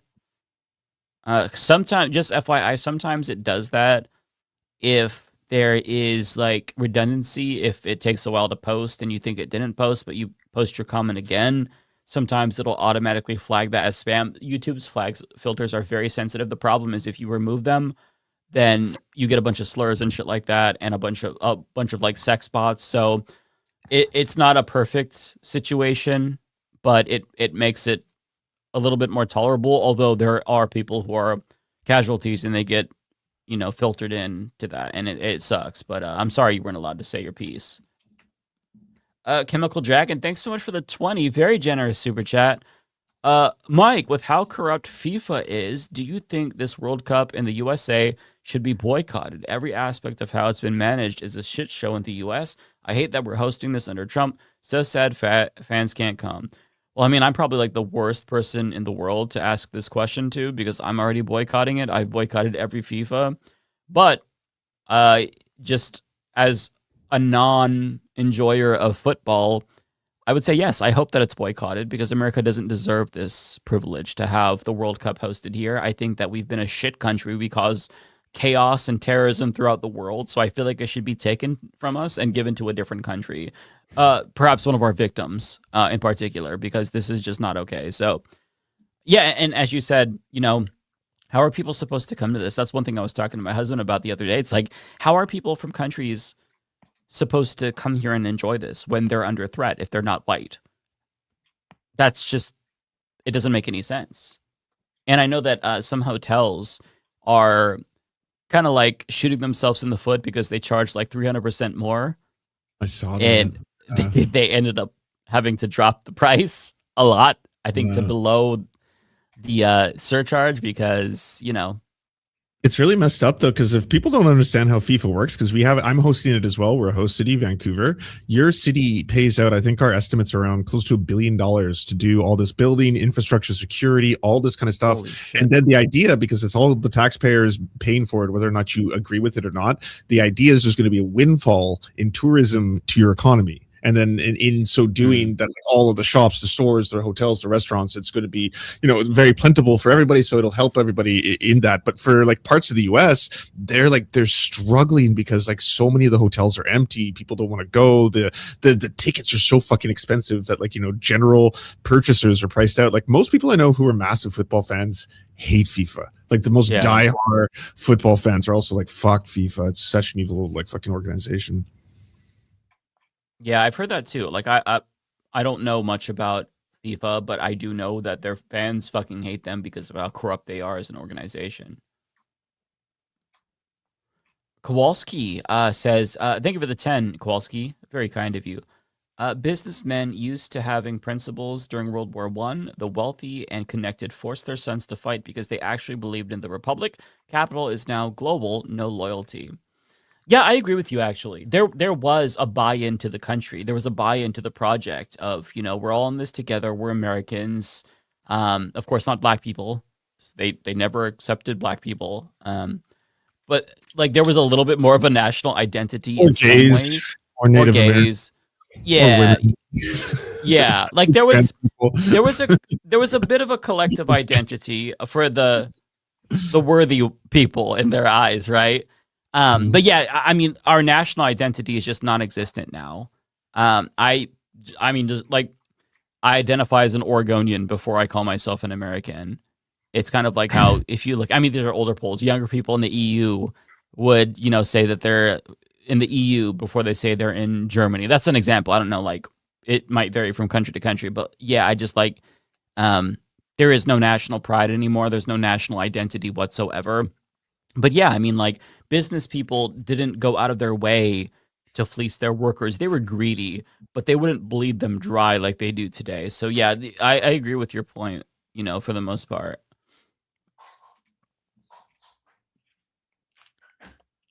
Okay, Chris Corcoran, thank you for the 5. Did you see the Mallory McMorrow interview with Matt Bernstein? Yes, I did. By the way, she also backed out of an interview with the Michigan-based leftist podcast, Head in the Office. Oh, okay. I didn't know that she was in talks with Head in the Office as well. They're great. You should all check them out. Head in the Office is a good podcast. Yeah, I watched it. It was absolutely humiliating, and I cannot fathom why she chose to do this, especially knowing that Emma would be there too. I think that Matt and Emma did amazing. And the takeaway is that she does not support Medicare for all because there's not enough votes for it, so she's not going to add to the votes. Also, we have to get to universal healthcare faster.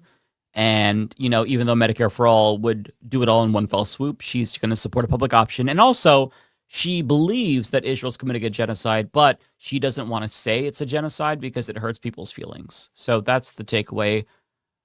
I just don't know how that's not like career suicide, if I'm being honest. It was extremely delegitimizing. You could just tell she's full of shit. Creflo $50. And I've got only a couple left, so we're almost out of here, guys. Creflo $half. Thank you for the 5. I don't know if you cover this, but who is this Marine Galindo lady, and why is AOC endorsing her opponent, who is pro-ICE and pro-Israel? Okay, we actually did cover this. In the VOD, there's going to be timestamps, so be sure to check that out. I titled the segment Marjorie Taylor Blue. So check that out. We kind of go on a journey and figure this out together because, like, I don't think any of us were really following this closely. So we kind of, we share our uneducated thoughts on that. Rachel Atwood says Massey should run as a libertarian. He could win. Honestly, yeah, I'm all for that. I hope he runs as an independent, split the vote. Fuck it.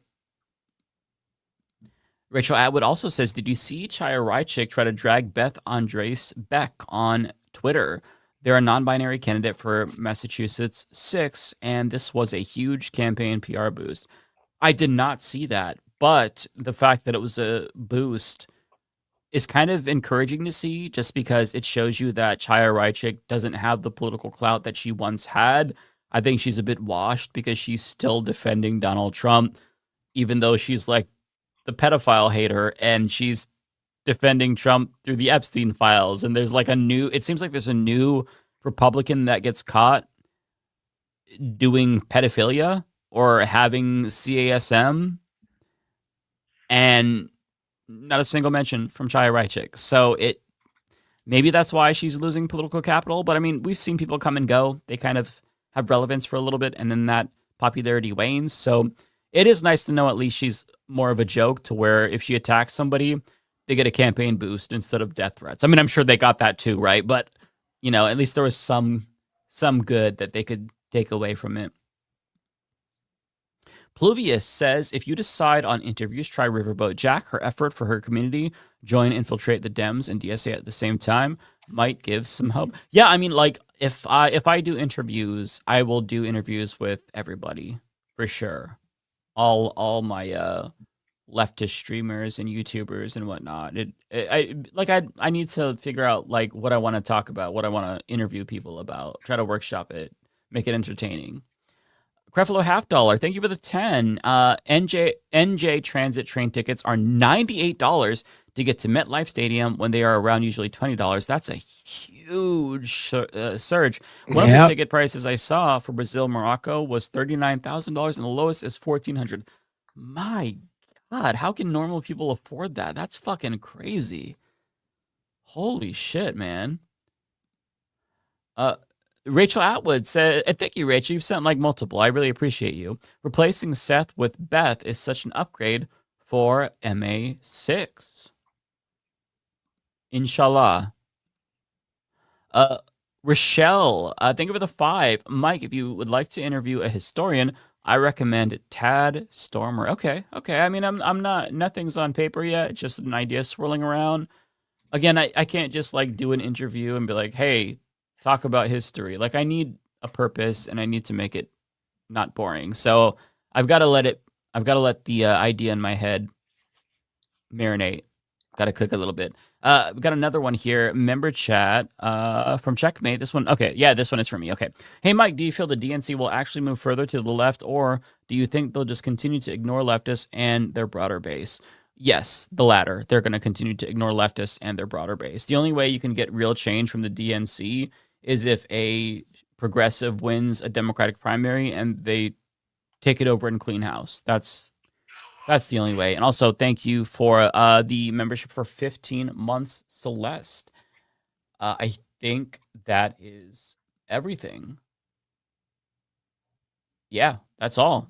So do we, who do we want to rate on I have Twitch? one last one that just came in. Jacqueline Lich 7050. Thank you so much for the 689. There's a new theory that microplastics and waste create hormonal changes that make people trans and gay. The Jean Green Party affiliated conspiracy. And that's also what RFK Jr. believes, by the way, in case anyone didn't know. That's his. Oh, okay. And for me, really quick, I want to thank, you read their super chats already, but Chemical Dragon and Kowalski, thank you so much for the super chats. And over on Twitch, Valis Nova cheered 500 bits and then cheered another 100 bits. You guys should do a gaming stream. I don't know what games you guys both play. And Ecoplex Media, subscribe with Prime. Thank you so much. We should do a gaming stream. 9 Souls right now. Have you played that game, Mike? I started it. I didn't finish it though. I played it on Game Pass for like a couple of hours. I just tried it out. It seemed okay. Yeah, it's cute. It's fun. Okay, good to know. I'm Well, playing it's your kind of Mouse game. It's PI. the Dark Souls or whatever. The ones where Yeah. like you die once, you only have one shot to get your revenge, or you're fucked. Like that kind Yeah. of difficulty. Yeah, That's my cup of tea. Yeah, I play those so much. I'm playing the Mouse PI game right now. It's like the black and white Mickey Mouse cool. based first person shooter. That one's really fun. I like that. I usually don't play shooters, but I'm enjoying It that looks really, really cool. I've actually wanted to play that game since I saw the early trailers. Yeah, it's really pretty and it's funny. It has Troy Baker doing the voiceover for the main character. I like it, and it's it's a little $30 indie game. I think it's an indie game at least. Yeah, it's indie-ish, small studio, yeah, big distributor. Yeah, I like it. I would highly recommend it. I did not expect to enjoy this game as much as I did. I thought it would be good, but it's really, really fucking good. They really put a lot of work into this. It wasn't just like, oh, the art style. It was like, no, there's actually some depth to the gameplay. Oh, sweet. Yeah, for people who like Cuphead, it looks like Cuphead, but black and white and an FPS, essentially. Yes, exactly.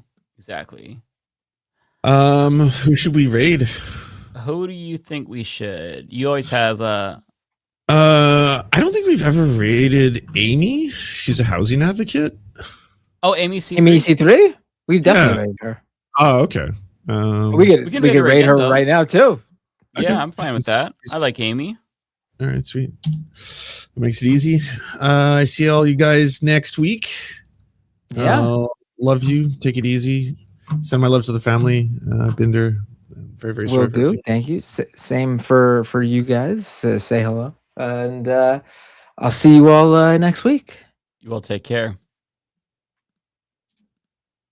Oh, wait. I forgot to press the start raid button. 1 second. Hold on. It's coming. It's going.